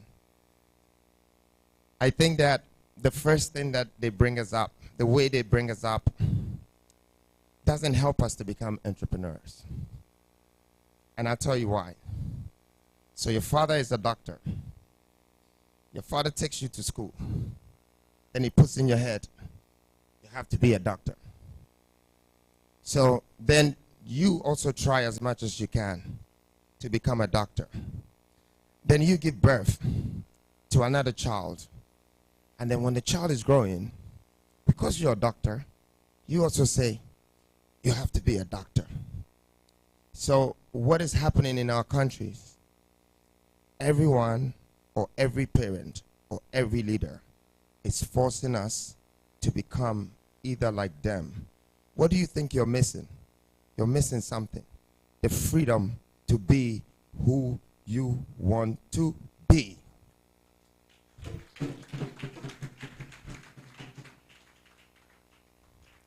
So that's where it starts from. Being an entrepreneur starts from having the freedom to think of what you think you're capable of doing that will impact society, that will impact humanity. So if everybody is becoming a doctor or a lawyer because their fathers and their mothers are, then they should remember one thing. Not all doctors are entrepreneurs. Not all lawyers are entrepreneurs. We hire the lawyers. We go to the doctors and we pay them to take care of us before they get paid. Therefore, the doctor is the worker. The lawyer is the worker. You want to be an entrepreneur? You need to own your own pond in the government state. You need to have your own audience that you can influence, that you can impact, that you can sell to, that you can control. I call that power. If you can do this, I call that power. Now, I'm not here to discourage you from being educated. Education is good, but the best thing I got out of it is the network. Some of my friends, I don't even see them, but they talk about me. And that's the value maybe I'm getting from them. I always used to think that my friends would be with me for a very long time, only to realize that every 5-10 years, there's a big change in your life. Your friends move on. Some got married. Some went crazy. Yeah, some became poor, and some became rich. And everybody goes their way. That's when you ask yourself, where am I going? So, if you guys are looking to impact your society, your generation, your country, by becoming an entrepreneur, a self-made, self-owned establishment, you should start to value your time very well. Because that's the skills and the second rule that I want to share with you. After freedom is your time. Now, this is your time. It's not going to be tomorrow. It's not going to be next week. And it's not going to be next year. You know why? Tomorrow is not promised. So you make your mind now that I'm going to take over. I'm going to change lives. I'm going to impact society. I'm going to become successful. I'm going to become rich. I'm going to become wealthy. I'm going to become, can you hear me? Can you feel me? I'm saying all of these things with authority, with power, with belief. Because you might not have that. So I came here to give you that. I didn't come here to tell you how rich I've become or how successful I've become. No. I'm not here to tease you. I'm here to impact you. You know, you want to be a doctor? Yeah, have some hospitals. Build not even one. Have some more hospitals. And it's not the hospitals that is going to make you the legacy. Guess what? It's how many lives you saved. How many employment you created.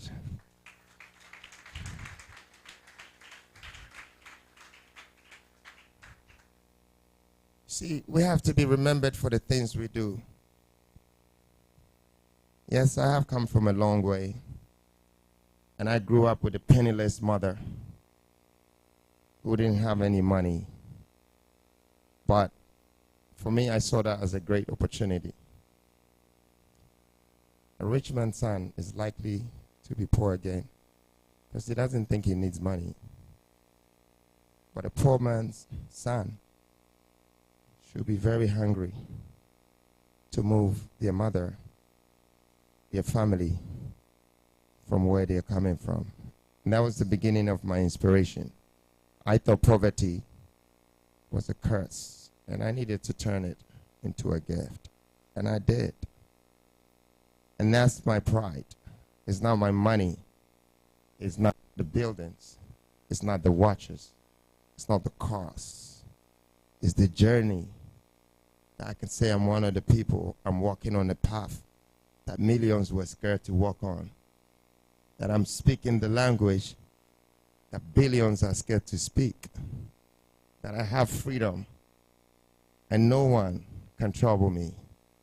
Not the law, not the people, and not even the so-called institutions. We're free. I mean, look at us. We have a country with 30 million people. Even if you make salt in sacks, somebody will buy it. We have a free country with forest, with minerals, you know, with different things. And we can't make anything out of it. Is that so? I don't believe in that. I think the world is mine. I think so.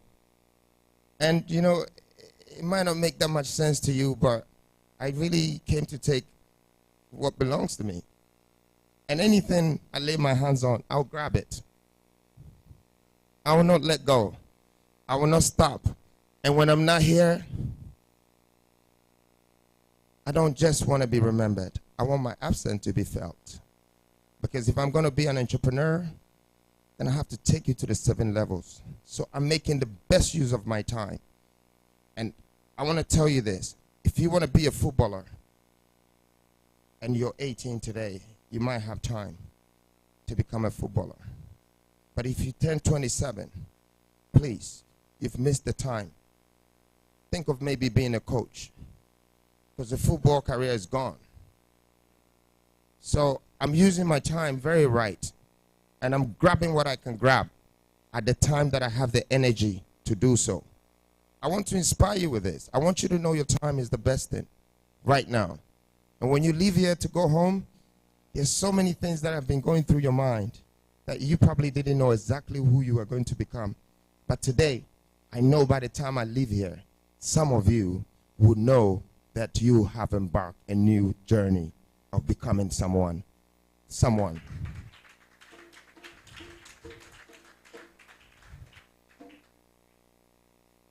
So, before I leave here, I'll have maybe 5 questions that I would probably answer to all of you. But I know some of you are expecting me to say how I made this and how I built this and how I became like this and that. Is that what you want to hear from me? You know, no man can coach you to become rich. If anyone tells you that, you're talking to Juju. He's lying to you. No one can teach you to become the best. You know why? The best wants to remain the same. He doesn't want you to be in his position. I mean, God is the best of all the best. Do you think he's ever come back to tell us how he created us? Do you think he's going to tell you why he also created the devil? No. So the best will never give you the chance to fill your shoes.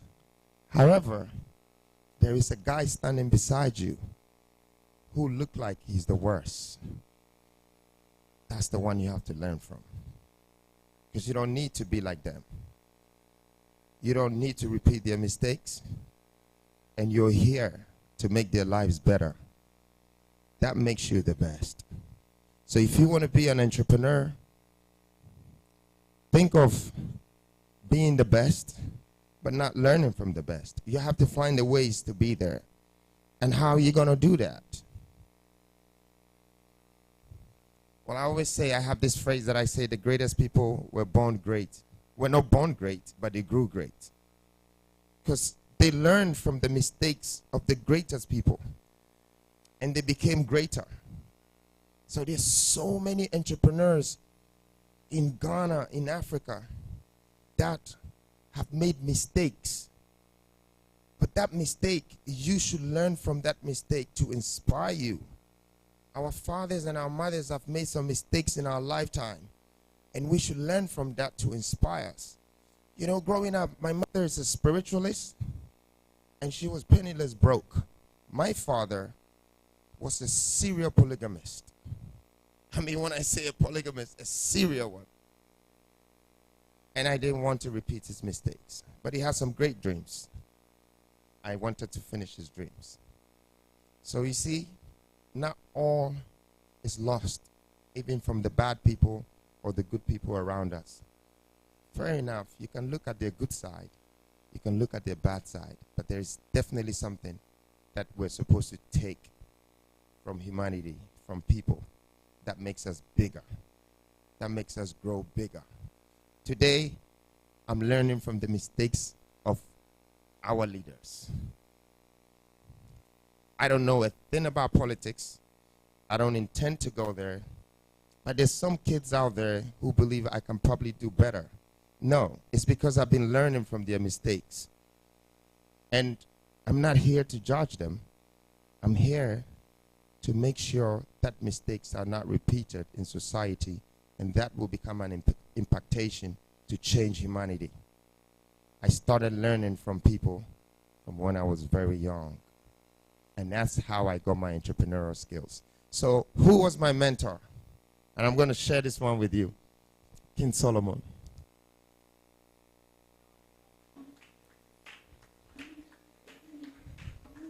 It's a big secret. So when I was growing up, my mentor was King Solomon. Now, he's not, because I figured out what I wanted to figure out from him. But I was so fascinated about this guy. Why? 775 concubines. Hey, 112 wives. And he kills 70 sheep. Opened about 60 bags of rice. And he fed 2,000 people every night. My gosh, this guy is rich. He was something else. And I was obsessed with this guy. I mean, I learned everything about him. And the funny thing is, I was so obsessed that I even found out how tall he was. 5'6", almost a midget. But very powerful, very knowledgeable. And he had so much wisdom.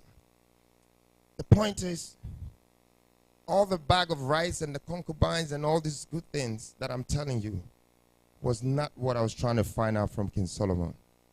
I wanted to find out why he lost everything he had. And I couldn't tell my mother. But I had these pictures on my wall. You probably thought maybe I was a little crazy.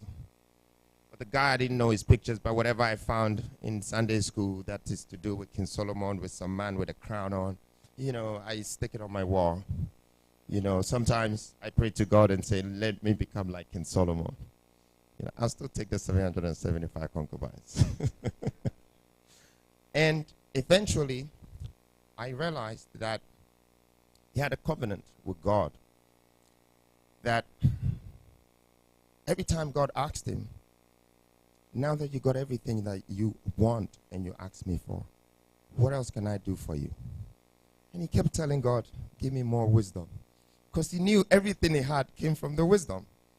So God was challenged. And when God is challenged, he becomes a little jealous of you. He wants to see where you slip. Because people think that when you're blessed, it's just a good thing. No, it comes with a whole lot of challenges. God doesn't just bless you. He'll bless you and send thousands of problems towards your way. And you have to deal with every one of them to get more blessing. But some people will say you're a great entrepreneur because you have grace, you have blessings, you have endurance, you know, you have ordination, you have all the great things in life that nature and the universe provides for you because of your heart and your soul. So really, this whole entrepreneurial, I'm telling you, my brothers and sisters, my uncles, it's not going to come from the books that you're learning. No. No. That is just going to let you know how to add the 1 + 1. Like he said, maybe it might be 3, 2, or 4. But really it's going to come from your heart, your soul, your mind, your vision, your perception, how you see life. That's what makes you rich. That's what makes you wealthy. I feel very rich in my soul. You know why? Because I've invested so much in society and humanity. And I don't need to look back. I know every day somebody don't like me, but somebody likes me. I win some, I find some, I lose some. But I'm still investing in humanity. I'm not stopping. And I feel rich. I'm wealthy. I'm not worried. I have no fear. That's the biggest disease, is fear. So all of you who couldn't become entrepreneurs or who are not becoming entrepreneurs, you have a disease. And your disease is fear. Because you're scared you might not even become the doctor that your father is forcing you to become. You don't even have the freedom to make your own choice. Somebody has made a choice for you, and you still can't do it. You're scared. How are you going to become who you're supposed to become? And I really want to go back to King Solomon to let you guys know that I realized he lost everything because he broke his covenant, and it was through relationship with another woman. He broke the code, and everything fell. So, today I took relationship management as the third thing to share with you. After your time, you have your freedom, you have your time, now you have the people. How do you manage them? How do you manage them? I learned this from King Solomon. There's some people, you might manage them by just getting rid of them because you don't need them. That's part of the relationship management. You cut them. But there's some people you have to keep going back to, giving the hands. There's some people you have to invest in. Some people you have to rely on. Some people and some people and some people will make you. I wasn't made by myself. Some people. I remember when I started my business, and I'll release this code for you guys. My first principle was to maximize the space. But I was going into real estate. I'd never done it. You know, I came from the streets, and I got into the corporate world. I went into telecommunications, and I was selling scraps. Then I ended up going into steel business. But then when I got into real estate, I kept going back to the land, my first 2 plots that I bought. And I kept praying on the land. And one day, I heard a voice say, why don't you just build 2 houses on one of the plots instead of building the 2 houses on the 2 plots? So that's how I started my business. I built 2 houses on 1 plot. And that became maximization of the space. So that's one of my biggest secrets. I'm not a developer. I'm not a contractor. I'm not a builder. I'm an entrepreneur, a visionary, an economist that come and maximize whatever space you give me, and I sell it back to you. Yeah. So I started 2 houses on 1 plot. So maybe you should find out some of my biggest maximization. Number 1 is 1.5 plot. After 15 years of practicing maximization, I finally built 108 apartments on 1.5 plot. Yeah, it sounds funny, but I got 7 awards outside Africa.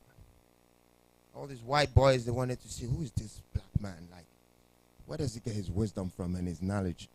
Yeah? It came from my relationship management. I use them. I use the same white man architect. I employed the engineer from Italy. The Ghanaian architect was trying to give me 20 apartments, and the other one was trying to give me 32 apartments.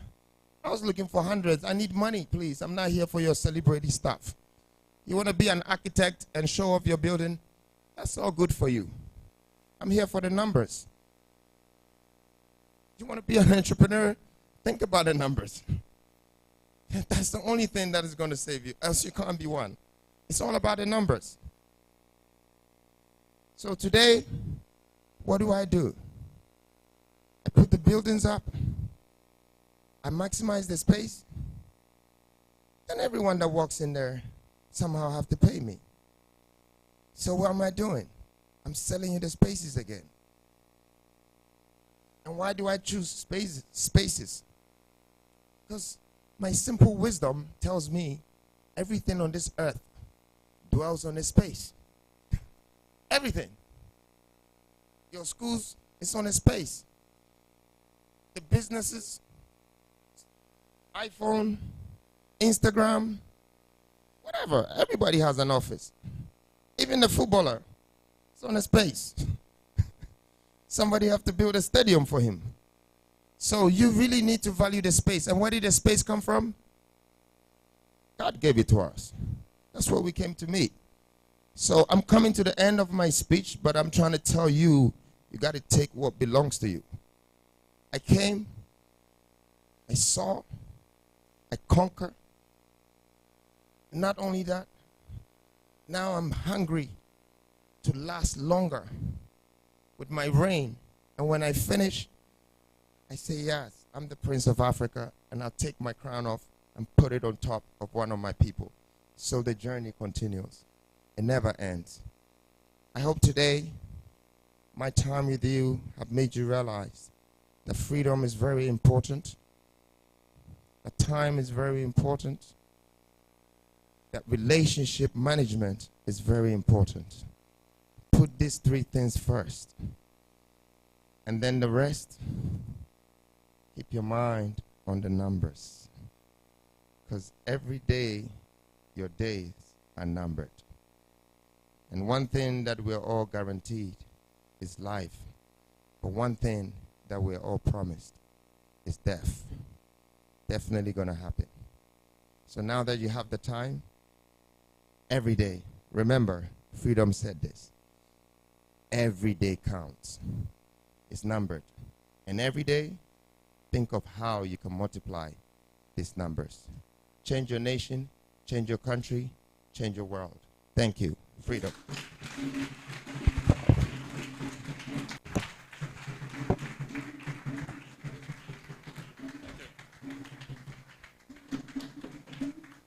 Wow.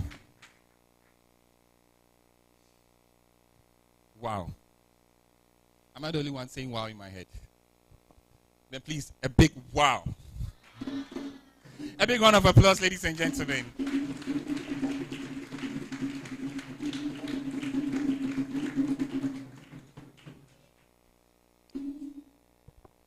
From the very day some of us came into contact with this astute individual, I was there one day, and an uncle who is a lecturer was having a chat with me. Charlie, who's small boy you? Aquano, me who ye?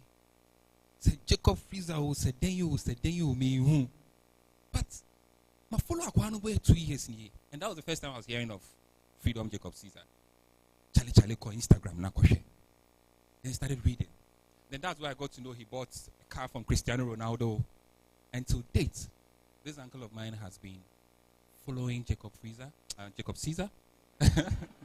You know, well, I'm not surprised I'm saying freezer because my mind has been frozen.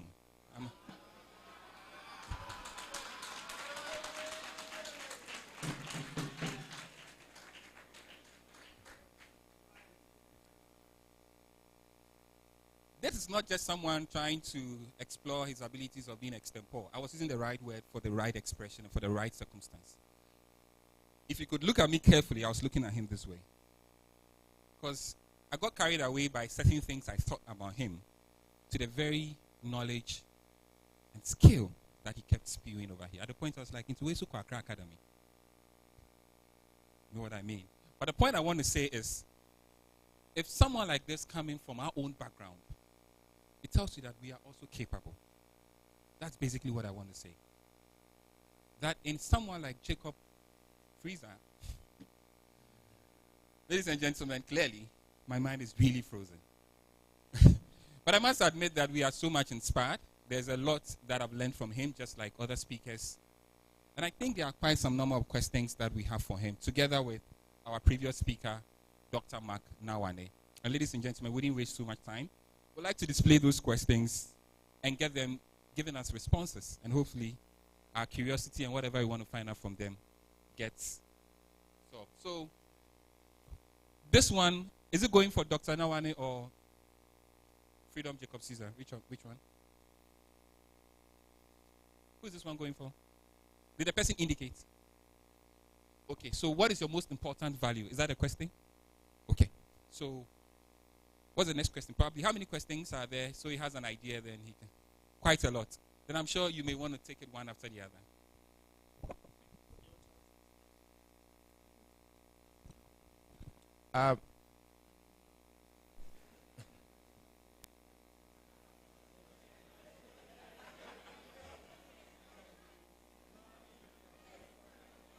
Please allow.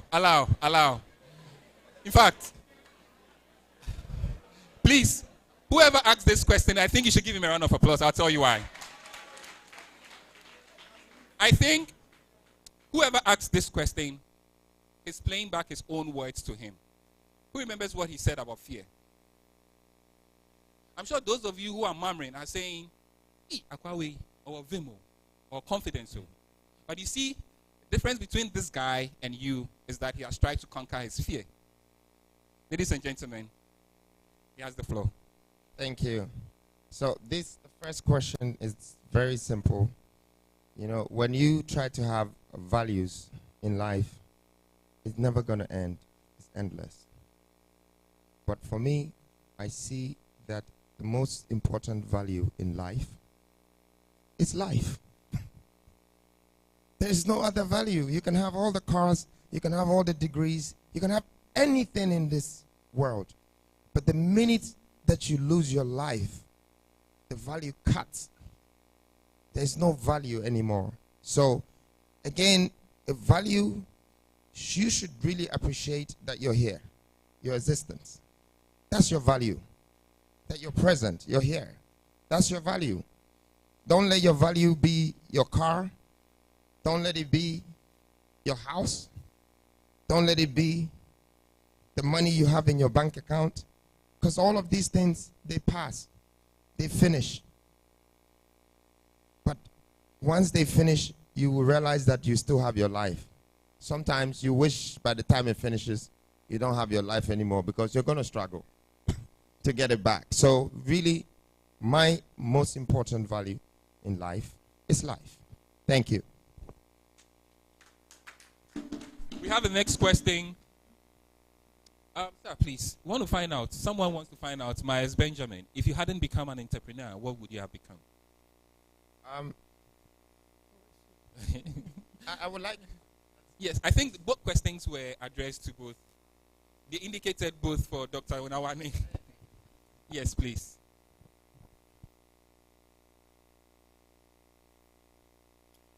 Yeah, just as I said when I was doing my presentation, I wanted to also follow the usual process that most medical students will follow.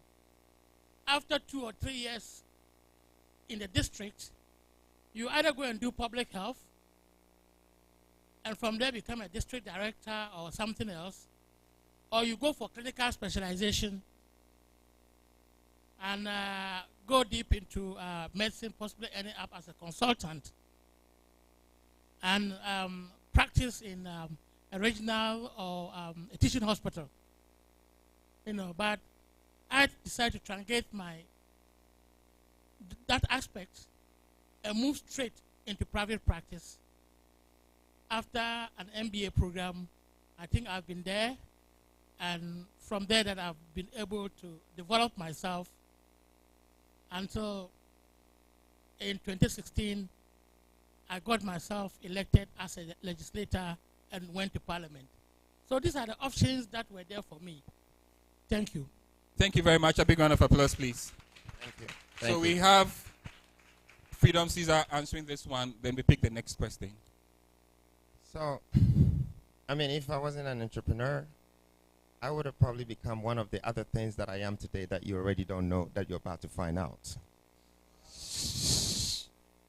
But the good thing is, I could have been anything. I could have become an alcoholic. I could have become a big failure. I could have been the guy by the gate opening the doors for you. But I chose not to. And you shouldn't settle for anything less. It's not about who you are. It's about who you become. I hope this is a lesson to you. Ladies and gentlemen, going through the minds of quite a number of audience here is how our two distinguished speakers on the concept of entrepreneurship were able to raise their first very funds to start off their project. Please, can you that question? Let me read the question. And this one goes to both. It says, what advice can you give to some... No, not that one. Since you are both from a very humble background, how did you both earn funds to begin your very first investments? Thank you.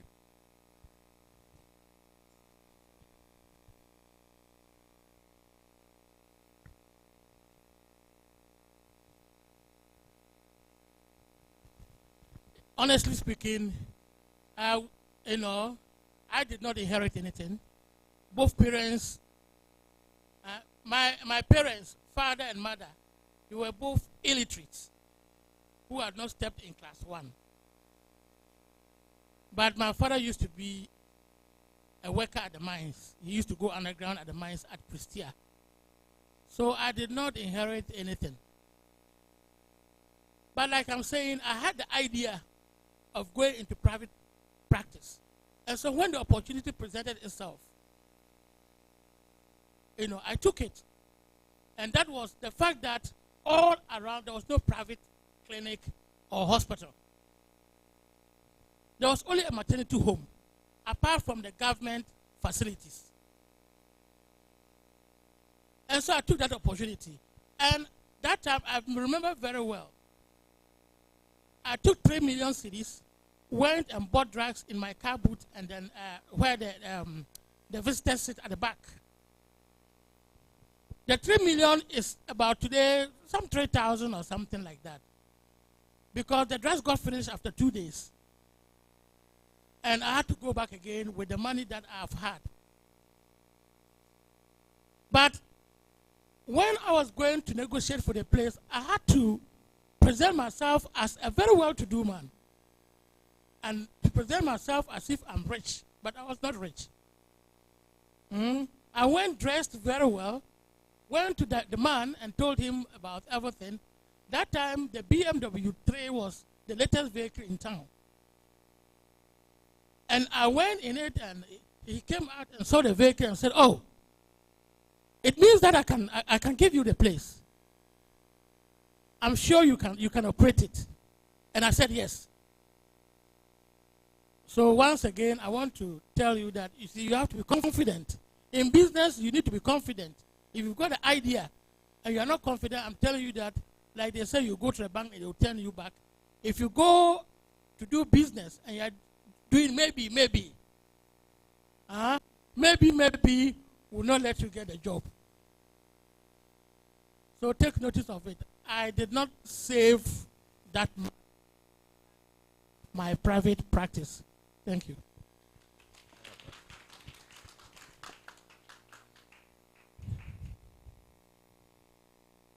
So, I'm sure the question you people are trying to ask is capital. That's what we call it in our language, right? L'argent. How did you get your capital? Okay. So I think mine really started from a very young age. And it's just the value that I had for money. Like I already told you, my mom's was very broke. And I needed to get her out of all this crap. So I was already looking for money. When my friends were in school trying to learn A, B, C, D, I was trying to learn A, 1 plus 1, B, C to S squared fraction. I needed money. So my first money that I got, that was the biggest thing, was 400 cedis. It was from my father. And I was 8 years old. And it was the first time I'd seen my father. I'd never met him. He gave me 400 cedis. And he gave my older brother 200 cedis. Why do I want to share this secret with you? Because I want you to learn something today. The question is very simple, but the answer will be a little bit long because I want you to know this part of my story. Rejected the money. I gave it back to my father. And there was a beautiful woman sitting in the front of his car, a white Benz with a fair lady. And the woman looked at me. I was so small. She could tell there was something. There was so much confidence, so much faith. Because who rejects money? Everybody, when they see money, they're so happy. Yes. It's not every money you touch. That you think any money is capital? No. It's not what you start with. It can burn away. It will not take you to even halfway your journey. And you have to come back again. But anyway, back to the story. Why did I give the money back to my father? When I gave it to him, he asked me why. I said, oh, you can give that to my older brother. He's older, and I'll take the 200. You have to settle for what you deserve before you even think of a capital. If you want to make money, it's not about getting the money, because everybody gets money, but nobody knows what to do with it. And why did I reject the money? My brother thought I was fighting for him. My father thought I was just being fair. But only me, I knew what I was thinking. And what I was thinking was very simple. I said, this man is showing my brother that he likes me more than him. So look for where the capital is, right? In the money. But me, I couldn't bear with the fact that when my father goes, that my brother that I live with, that I don't know how long I'm going to live with for, will have in his mind that my father likes me more than him. So I wasn't looking for the money. I was looking for my life. Everybody is looking for capital, and they don't even think of their life first. Because you need to put the capital around your life. What happened after he left? My brother, I said to my brother, let's add the money and give it to my mother. Because the woman is very broke. So my brother says yes. Then he goes away for 30 minutes. I don't see him. When I saw him after 30 minutes, he was eating fried egg and bread. So at that time, that food was luxury for us. You know, my mom is a full vegetarian, and I lived on the farm food.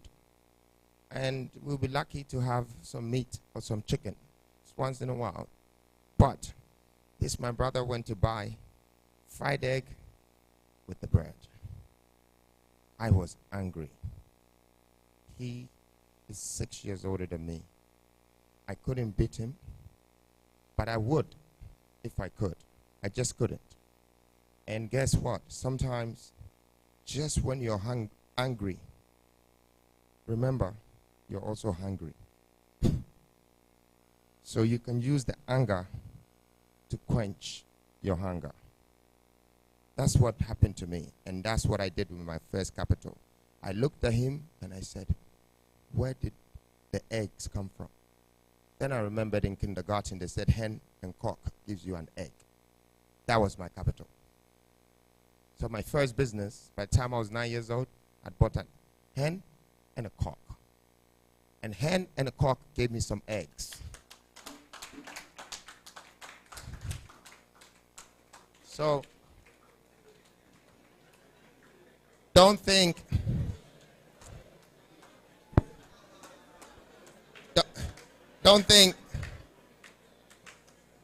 I'm new to this game. I've been around for a long time. A long time. I fed these two animals. I made so many chickens out of it. My mom used to cook free food and call the neighbors. We had a lot of eggs now and chickens, and my brother used to steal some and go and kill them outside. But I knew he was a loser. I take care of him today. So in life, it's not about the money in your hands. It's how you receive it. You know, what kind of heart you meet the money with. What soul you meet the money with. Because you can have $1 million and it will go to waste if you don't have this strength behind it, these good intentions behind it, these genuine intentions. I want to encourage you that don't sit around trying to look for capital and think you become successful. Because if you could be successful with any capital, then you already have some. Turn it around. Turn it around. My money was as very little, smaller than the money that most of you have in your account today when I was 8 years old. It was 400 cities. You know what that is today? 4 pesos. 4 pesos. And this was in the 80s, just before the 90s. I was already getting the guala. So cheddar, don't think I'm a joke. Most people think cheddar is cheese, but cheese is cheddar. So you might misunderstand me, but I'm about the money and the freedom. So today, I hope you all have capital. My capital for you is this advice I've shared with you. Thank you.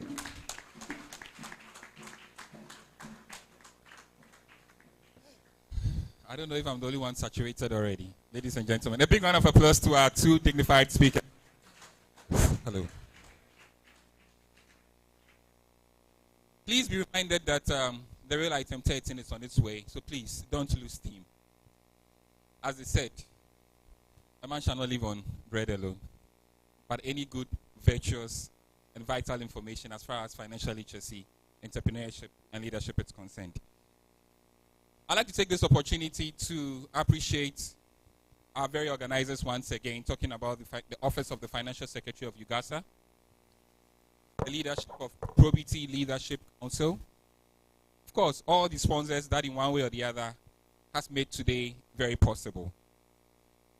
We've had the personalities of Mr. Kojo Adai-Mensah, our distinguished speaker has been here.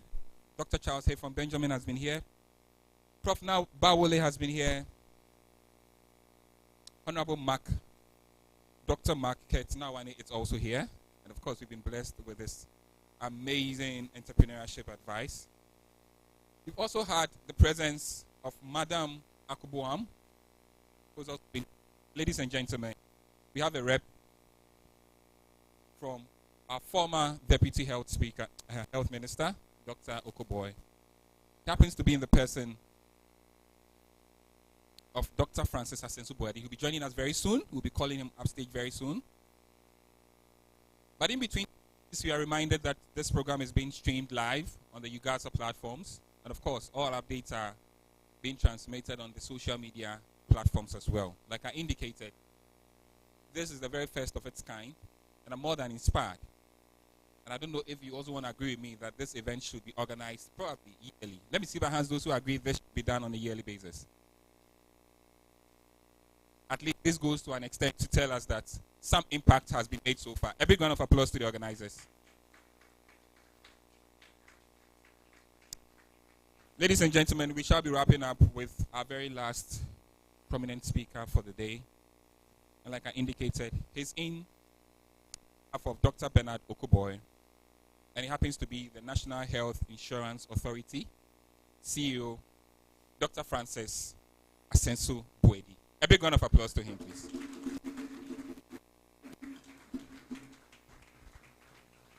Yeah, thank you, MC. The chairperson has stepped out. Good evening, ladies and gentlemen. As indicated, I am here to represent Dr. Bernard Okoboy, the Chief Executive Officer of National Health Insurance Authority. He sends his apologies. He is out of the jurisdiction and asked me to just tell you a brief statement. He's sorry he could not make it himself, but if this is going to be a repeat program, he promises to be here the next time that it will be organized. And he asked me to go on to assure you that as health practitioners, there are avenues for you to take advantage of as far as the National Health Insurance Scheme is concerned. And as Dr. Nawani will attest to. I know his facility is doing business with an NHIS, right? Yes. So, as has been indicated by previous speakers, there are opportunities out there for you to explore. And if you are able to find out where you can provide value, and it happens to be part of the benefit package of the NHIS, why not? You can approach the NHIS. But whilst you are pondering over that, NHIA, in collaboration with the Ministry of Health, has done what we call facility mapping. Facility mapping that was done looked at what health services facilities are available, where they are, and what services they could provide. That has shown that we don't have much of institutions that are providing the benefit package in a lot of areas in Ghana. So as you are pondering over going into setting up your own businesses, you may be able to approach the NHIA or the ministry to look at the findings of the facility mapping, see where there are areas that you could go into and invest.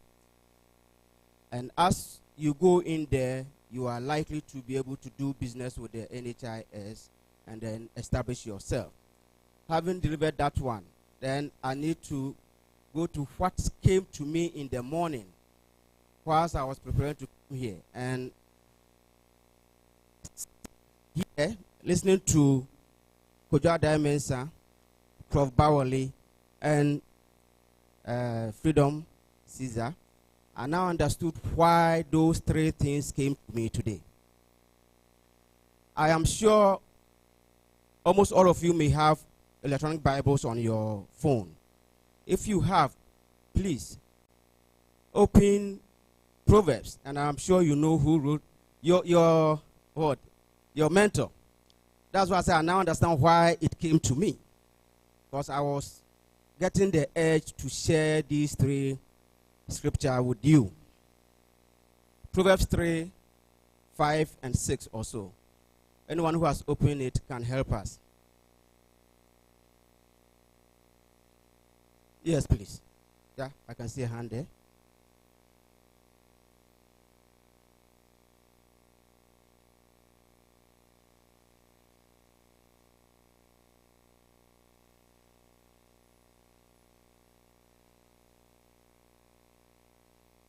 In all thy ways, acknowledge him. I'm sure you have heard it here today. It was said by Prof. Bawale that he always acknowledges God in everything that he does. Right? Good. So when I got that, when he said that, I said, oh, okay. So this is why I was asked to share that particular one. Yes. Nana Yao said that when you want to be an entrepreneur, your main focus should not be becoming rich, right? But the people that you may impact. So maybe this second one, I don't know. Please go to the same Proverbs 10:22.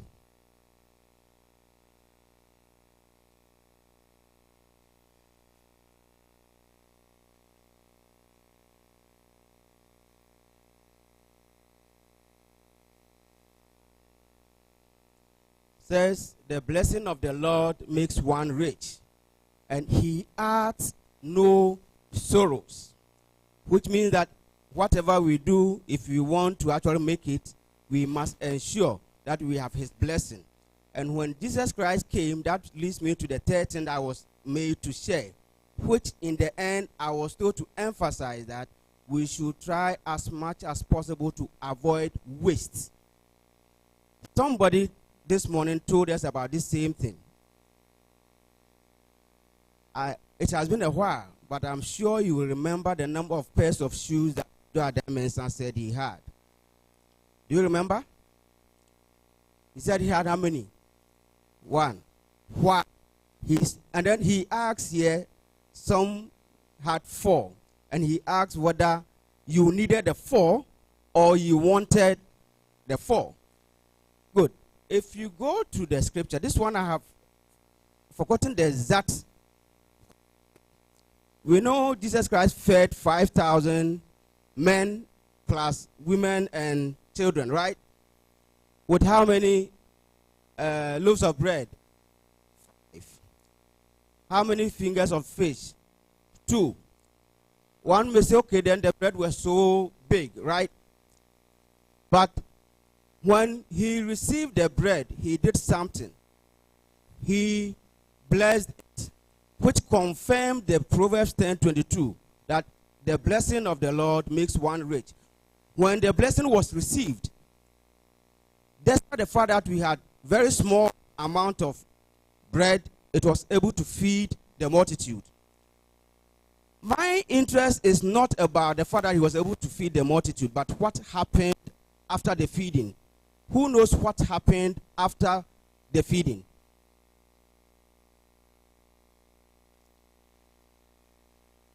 He asked them to gather all the crumbs. Why?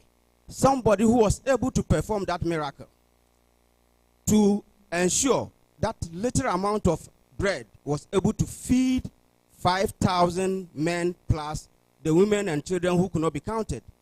He asked that they should gather the crumbs. That tells you that in as much as possible, we must try and avoid what? Waste. If you are able to avoid waste, we will be able to what? Create wealth for ourselves. Thank you very much. I am done.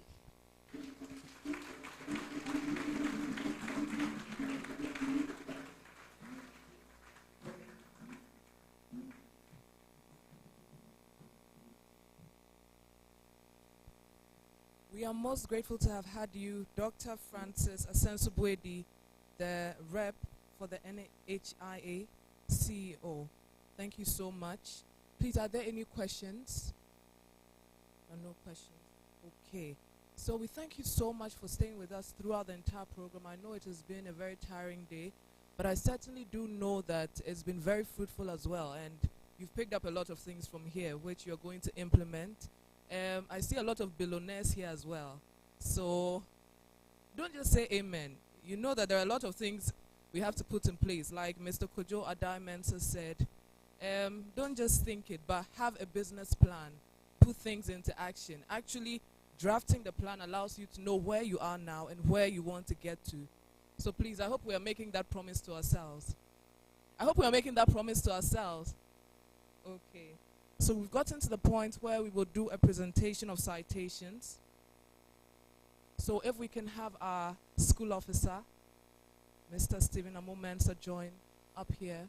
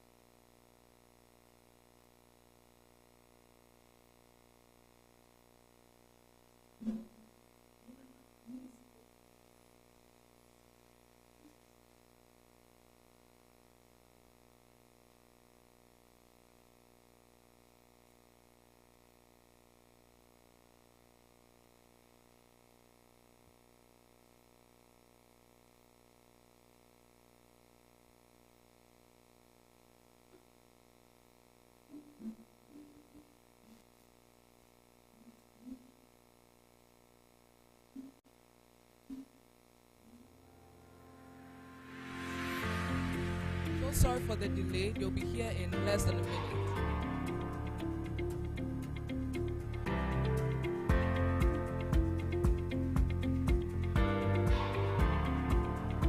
So we are presenting these citations to distinguished personalities, people who have excelled in so many areas and have sort of carved a path that has given us a light as to what we're going to do in the future. They have certainly pointed us in the right direction. I certainly do believe that a leader is not someone who would necessarily spoon feed you, but someone who will cause you to dream. someone who will let you know that you have to do more and you want to achieve more in life. So I want to present these citations to these wonderful men of honor.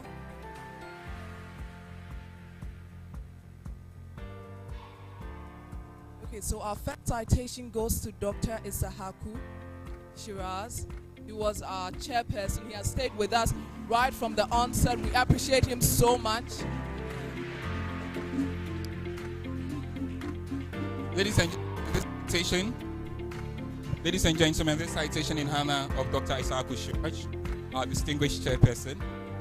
Ladies and gentlemen, on behalf of the University of Ghana Allied Health Sciences Students Association, Ugahsa-Jcr, and of course, Probity Leadership Council, we wish to express our in-depth gratitude to you for choosing to be part of this summit. Words cannot adequately describe what an honor we deem it to have had your honorable President grace this occasion. Even more compelling is the incomprehensible depth of wisdom, knowledge, strategy, and literacy on finance management, entrepreneurship, and wealth creation with which you have endowed us in this course of this summit. You have indeed shared with us an appreciable part of your personal success, setting the tone for us as young people to write our own success stories as we sail through life's journey, guided by the mentorship and advice of great people like you. It is our earnest prayer that the Almighty God Himself blesses you abundantly for being such an inspiration to us. Ladies and gentlemen, we say thank you very much.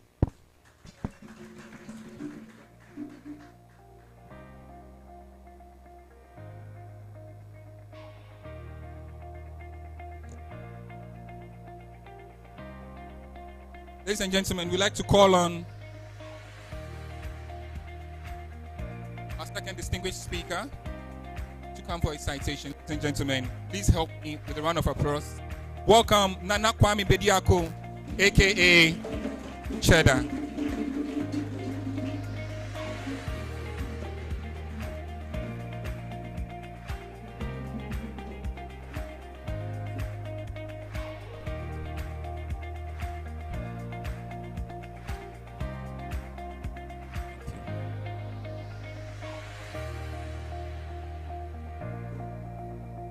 Ladies and gentlemen, he seeks his permission to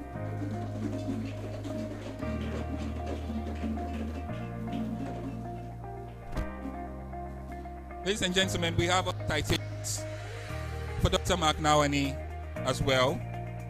But before that, we would like to call on Mr. Francis Asensu-Gwedi, Dr. Francis Asensu-Gwedi, sorry, I beg your pardon, to receive this on behalf of that Dr. Bernard Okoboy. Thank you so much. Unfortunately, the rep for our Deputy Honorable Finance Minister, and that for Dr. Mark Nawani would also follow suit. Ladies and gentlemen, in momentum to the closure of today's event, and at this point, we'd like to call the President of the Probity Leadership Council, who happens to be one of the sponsors, who happens to be one of the partners of today's event, together with the Office of the Financial Secretary of Ugahsa. Ladies and gentlemen, please help me welcome Patrick McCaffrey to give us an in-depth overview of what Probity Leadership Council is all about, and of course, add up the vote of thanks for today's event. Please, let's give him a round of applause. Before the microphone is handed over to him, we want to say a big thank you to our school officer for doing the presentations as well. We really appreciate you, sir.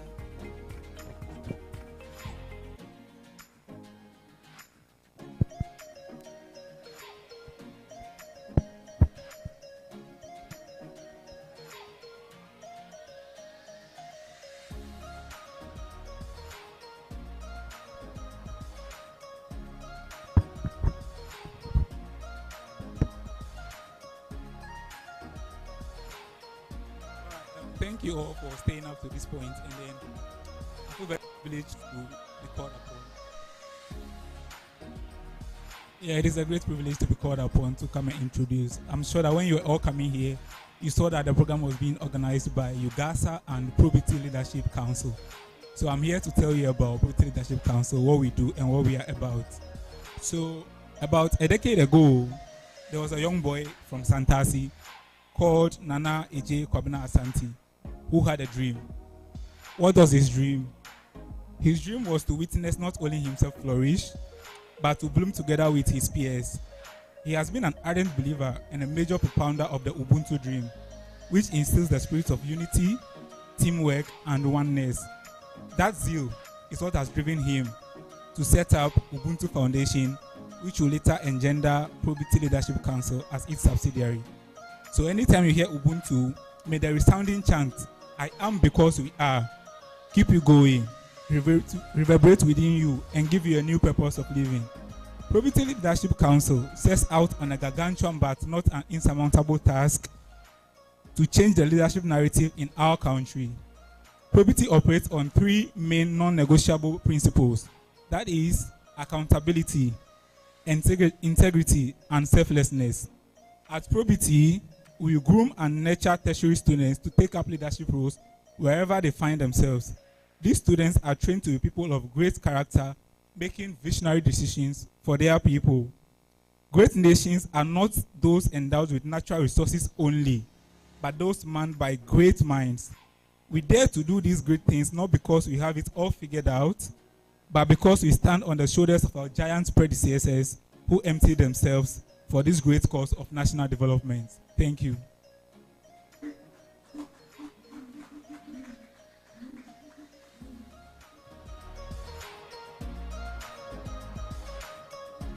Once again, I want to say a big thank you to all our distinguished guests.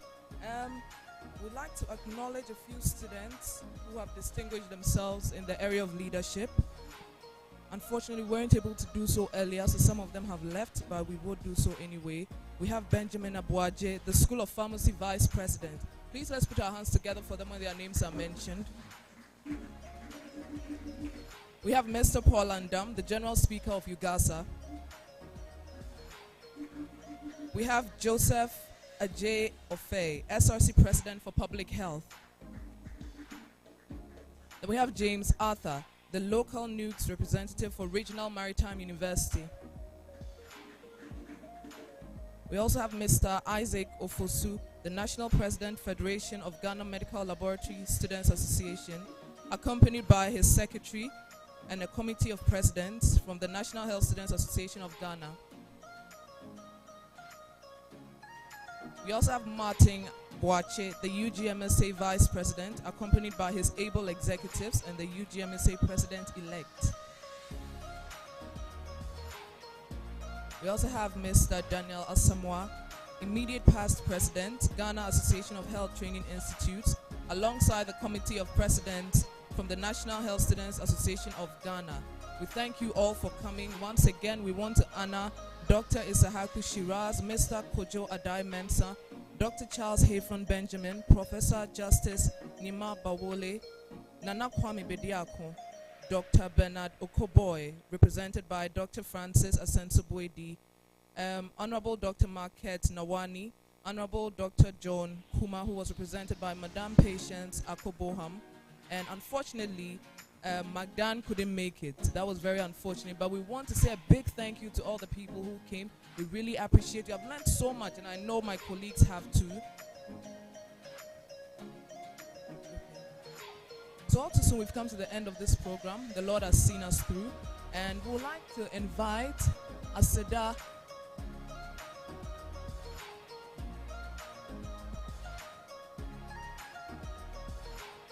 Okay, sorry, would be presenting a citation to Honorable Nawani quickly before they propose the vote of thanks.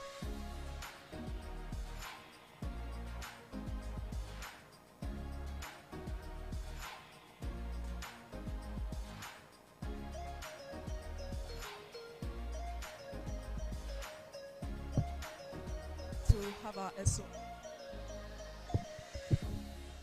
This is presented to Dr. Marquette Nawani, the MP for Nabdab constituency.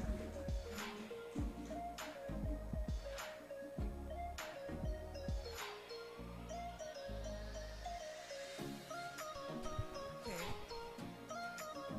Thank you so much, Honorable.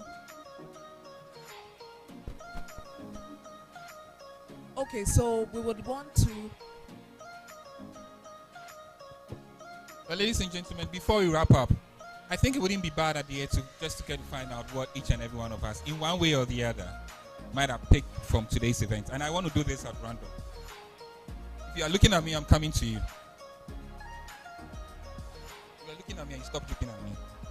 So please tell me, summarize today's event in just one word. One word. No, how do you feel about today? Just one word. What do you feel? What's your opinion about today's event? Just one word. One word. If you had to describe today's event in just one word, what would it be? Amazing. Amazing. A big round of applause, please. One word to describe today's event. One word. Okay. My brother, one word. Oh, it was fantastic. Can you tell me which part of today's event was fantastic? Which part of today's event was fantastic? About the entrepreneurship.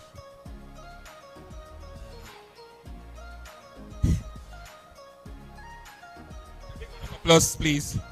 I just want to see what... Bro, please, can you share with me what was the best part of today's event? The best part was Freedom's part. Yeah. So he valued people, he valued money, and then he valued his time. A big round of applause, please. His best part was Freedom's part, and according to him, he valued people, he valued money, and he valued time. Thank you very much. Maybe I picked two more. Let me get closer to those who are sitting behind the dignified speakers. Madam, please, can you share with me what you think was your best part of today's event? So basically everything about entrepreneurship. I learned a lot of new things and things I didn't know. Now I know. Yes. Like you'd have to value time and you have to build capacity and then try to improve yourself before you can influence people. As well, I picked two final volunteers. Just volunteer and tell me what you think you learned today. Thank you very much. So I had a confirmation of something I didn't know I know from Kojo Diamonds. He gave us the magic of compounding. And so I want every one of us to remember at 20 years, you should be doing 44 CDs a month. Every 5 years, you double that. And by 60, you'll be a millionaire. Let's take that and work with it. That's a very good refresher. A big round of applause to him. And I take a final. Who would like to summarize or just tell me his opinion at random? I'm not picking anyone, just someone to just volunteer. Who would love to volunteer, please? See, everybody's pretending they can't see me. They don't even know me. Thank you. Were you the one who said, yeah, future wife? No, it's you. Dear future wife. Dear future wife.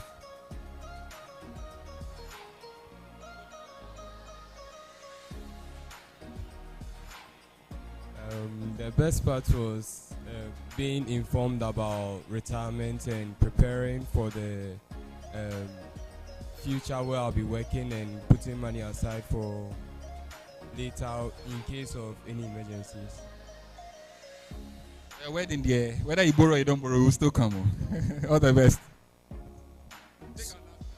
So I think today's program was actually insightful.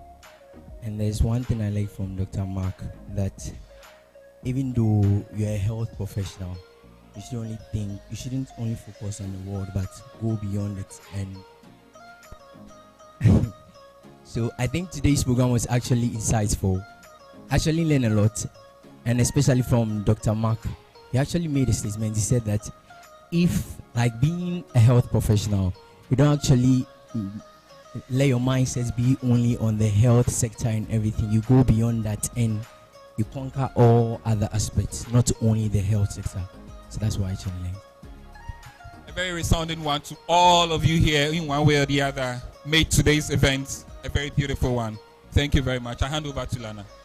Before we get the vote of thanks proposed, we would want closing remarks from our chairperson, Dr. Ugahsa-Jcr.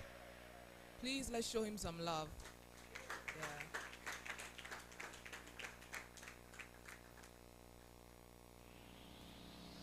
Wow, wow, wow. Do it again. Let's have another round of claps.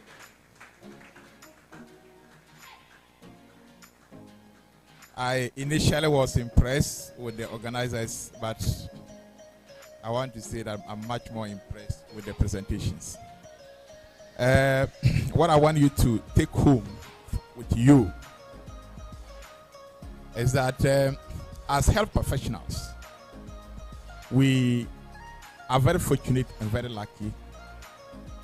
The good news is that we have the potential to do whatever, and you can't believe it.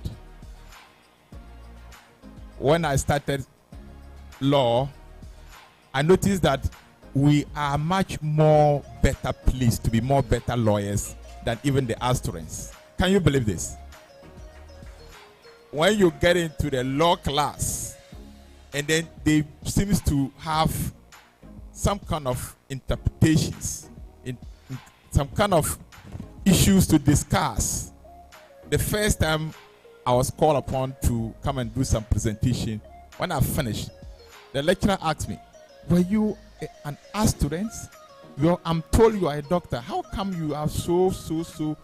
It's because of our background. Please don't take this for granted. You have the potential. You can be everywhere and all the time, and you will be the best of all the best." It's not a joke. We are properly pleased to be wherever we want. Just like what Doc said, you can be the assemblyman, you can be an MP, you can be whatever you want to be. You will be the best of the best. These are some few keynotes, take-home messages I want you to bear in mind. One, invest. Whatever small income you get, immediately after you definitely will be employed, because it's very rare to see a health professional unemployed. So bear that in mind. You are a privileged one, and you will definitely be privileged. Invest whatever little money you get. At least keep a peso of it as an investment. It doesn't mean that go and get into some big-time investment. Whatever small investment you can do, please do that. Always have a destination of whatever you are going to do. Set up some goal, work towards the goal, and ensure that you achieve that. Don't see a failure as the end of the road. See a failure as a challenge. Fortunately for us as scientists or health workers, we don't have a failure. What we have is a challenge. I'm sure you are told that. There's no fail in science. There's only a challenge. So when there's a challenge, what you do is to work towards a solution. The next thing I want you to take home is that ensure that you speak to people who have made it or who are in the area of your intention to invest in. If you plan on investing in a real estate housing project, please get in touch with somebody who has done it before. Don't just wake up one day and say, "I am selling coke." Please talk to people who are selling coke and be sure that you are going to do the right thing. Fortunately for us, ethics are key part of our job.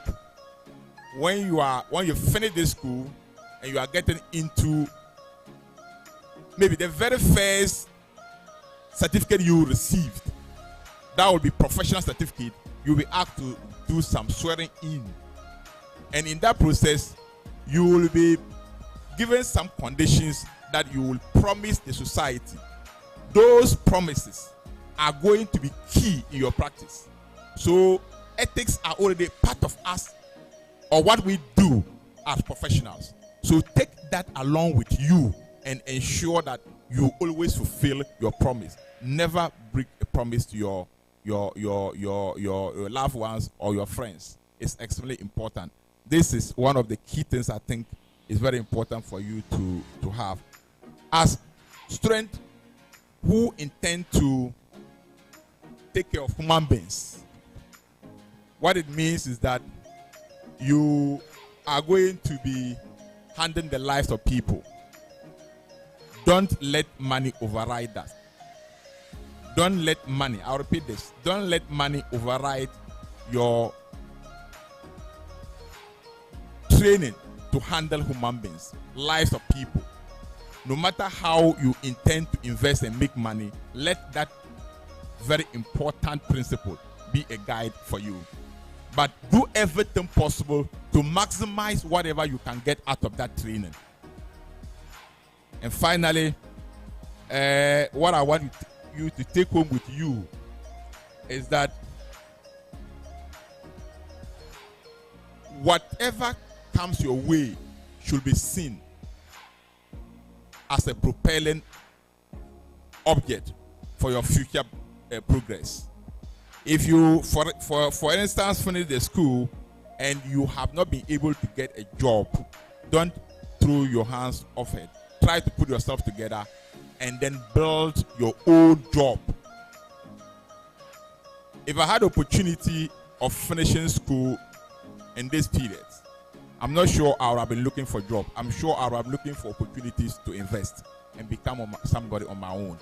Because I met somebody who said there's no way an employee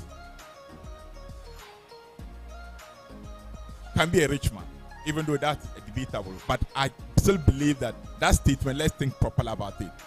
Whatever money you get out of salary, please, the only way you can make use of that money is when you invest it and invest it properly. If you don't invest it, trust me, as I stand here, I'm still thinking of today is 23rd. I'm just adding my fingers to see that the 27th, 28th will come for me to take my salary. You know what will happen? Every month, that is what is going to be repeated. If you invest and invest well, this will not be part of you. What you only have to think of that, what is my investment bringing to me? So please, this summit is an important summit that I think your leaders have done so well. They have really proved to me that they are on top of issues. Just not about choboy. There's prospects in the health sector. I started by saying that as you finish school as allied health professional, for the past 2 years, we've not had the opportunity of getting jobs because of some other conditions. But I am very sure that within the course of this year, we may have some financial clearance for those who are about to finish. Always try to get in touch with your mother professional association. If you don't have link with them, please get link with them. But they are the only people who can submit the names to the federation for us to work for you. I repeat this. Get in touch with your mother association. In other words, if you are a physiotherapist, get in touch with the physiotherapy association. If you are a medical laboratory scientist, get in touch with the medical laboratory scientist. If you are a dietitian, radiographer, ensure that whatever profession you belong here, I know we have about 18 different professions among us. 18. So get in touch with your mother association and ensure that you are constantly in touch with them, such that when there's a call for them to submit the list of the graduate, you will be one of them. If you don't do that, you may end up being the loser. This is an information I think is extremely important. Show interest, organize yourself such a way that it is important information flow from the ministry to the strength level. You receive them at the right time. I had a case to deal with a situation where people finish school, they are not aware, the colleagues have been employed, and then they will come later. We're told that there's some employment, it's finished. So please don't forget this information. Ensure you get in touch with your mother association, register with them. You don't have money to pay dues, but at least let your name be within the association. Such a way that if there's any information flow, you will receive that information. And finally, it's a privilege to be a health professional in this country. That will be a stepping stone for a prospect. When you finish school and you are out there, please, I want to repeat this. When you finish school and you are out there, don't think that it should be the end of the road. Please don't get into employment and that should be the end of you. As much as possible, try as much as possible to educate yourself much more higher to a grounds that with time you will be sought after. Not that you will be chasing jobs. Jobs will then be chasing you. I know most people, when they finish school, they start job, that is the end of the road. Please don't let that be the end of the road.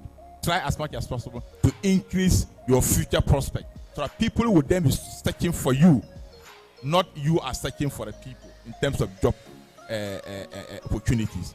So I want to thank you so much and be so grateful. I am so grateful for this opportunity, and I will be there for you all the time. My phone number, my email address are available. Kindly get in touch with your leaders. If there's any issue, any question, anything you want to know about Ghana Federation of Allied Health Professionals, kindly get in touch with your leadership. I am very sure they will get in touch with me, and we can then get much more opportunity to talk about it. Thank you so much, madam. Thank you so much to Mr. Shiraz. You've been an amazing chairperson, and it was a pleasure hosting you. So we've gotten to the point where we would invite Ninoy Noy to propose the vote of thanks.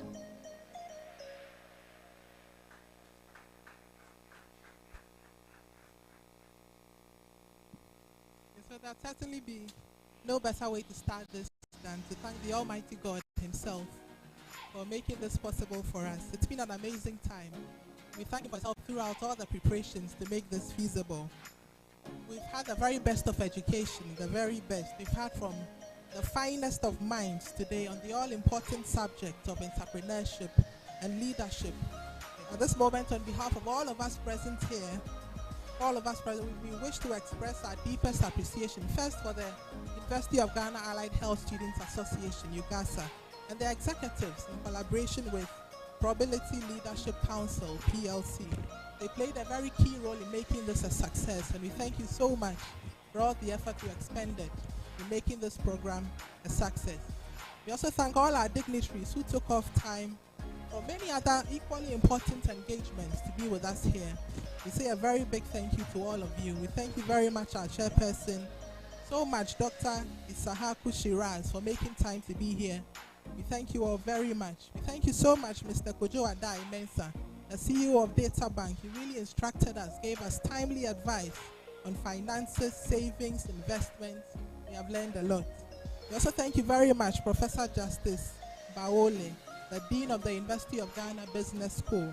Thank you so much, Dr. Charles Hayfron Benjamin, a senior lecturer and a specialist physician at the Kolibu Teaching Hospital. Thank you so much, Honorable Dr. Mark Nawani.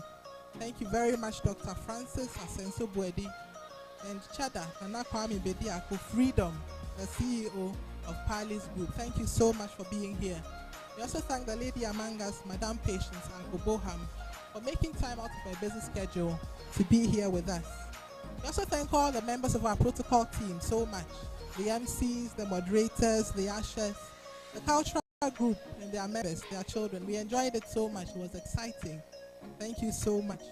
Of course, we cannot forget all those who have been working very hard behind the scenes to make this a success.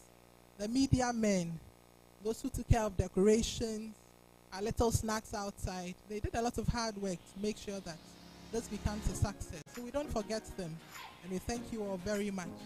We also received sponsorship to make this program a success. So let's acknowledge them. Jata Cements, they sponsored us. Data Bank, the Ghana CEO Summit, and New Crystal Health. And we say a very big thank you for all these institutions for supporting us financially with sponsorship. Well, finally, we want to thank the entire students body, all of you here, for being present here today. And in fact, all of you who also tied in on YouTube and Instagram, who were part of this program, and you indeed contributed your quota to making it a success. For us, it's been instructive, it's been insightful. Today's lineup of seasoned speakers have indeed changed the dynamics of our thinking, attaining to what we perceive exists beyond the world. That is entrepreneurship and leadership. Thank you all so much, and God bless you very much.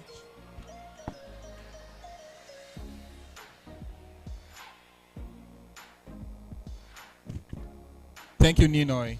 That's a good one. Thank you very much. All so much. It's been amazing and a great pleasure being your MC. And it's even been better, more enjoyable, co-MCing with my brother. Eric Tete, IT. Ladies and gentlemen, we are all seated here at the shoreline of the coast in an ocean of wave. A wave of excitement and a wave of uncertainty. Definitely lurking at our feet as we seek for a better tomorrow in our quest to improve and use the very tenets of financial literacy, leadership, and entrepreneurship. Ladies and gentlemen, we are wrapping up today's event. It's been more than a great honor being your pool moderator together with my sister. And I leave you with the very fine words of an Italian violinist. It says, L'amore vince sempre. And basically, this is what he says. Keep being the best version of yourself and keep shining. Until we come your way same time, do have a good evening. Michael Brown will give us the closing prayer, but there's a quick announcement. Everyone should remain seated. Food is going to come in. So please, if you step out, you are not going to receive a pack. So please remain seated, and you will be served as dignitaries. Michael Brown, please, the closing prayer. Let's all remain seated, please. Let's all remain seated.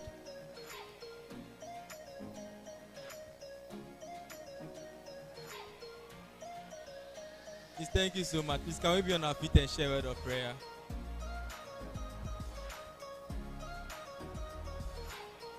Please, can we be on our feet and share a word of prayer?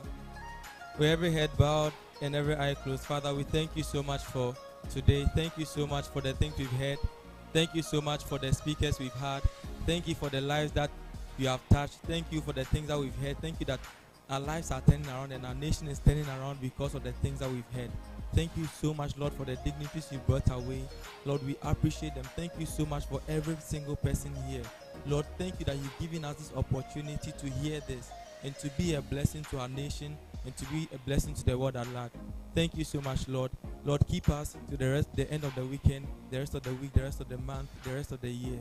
Lord, then we'll come to you with our glory, our honor, and our praise. Thank you so much. In Jesus' name, amen. Thank you so much for being a precious audience. May the good Lord bless you us all and make our beloved nation great and strong. Have a good evening.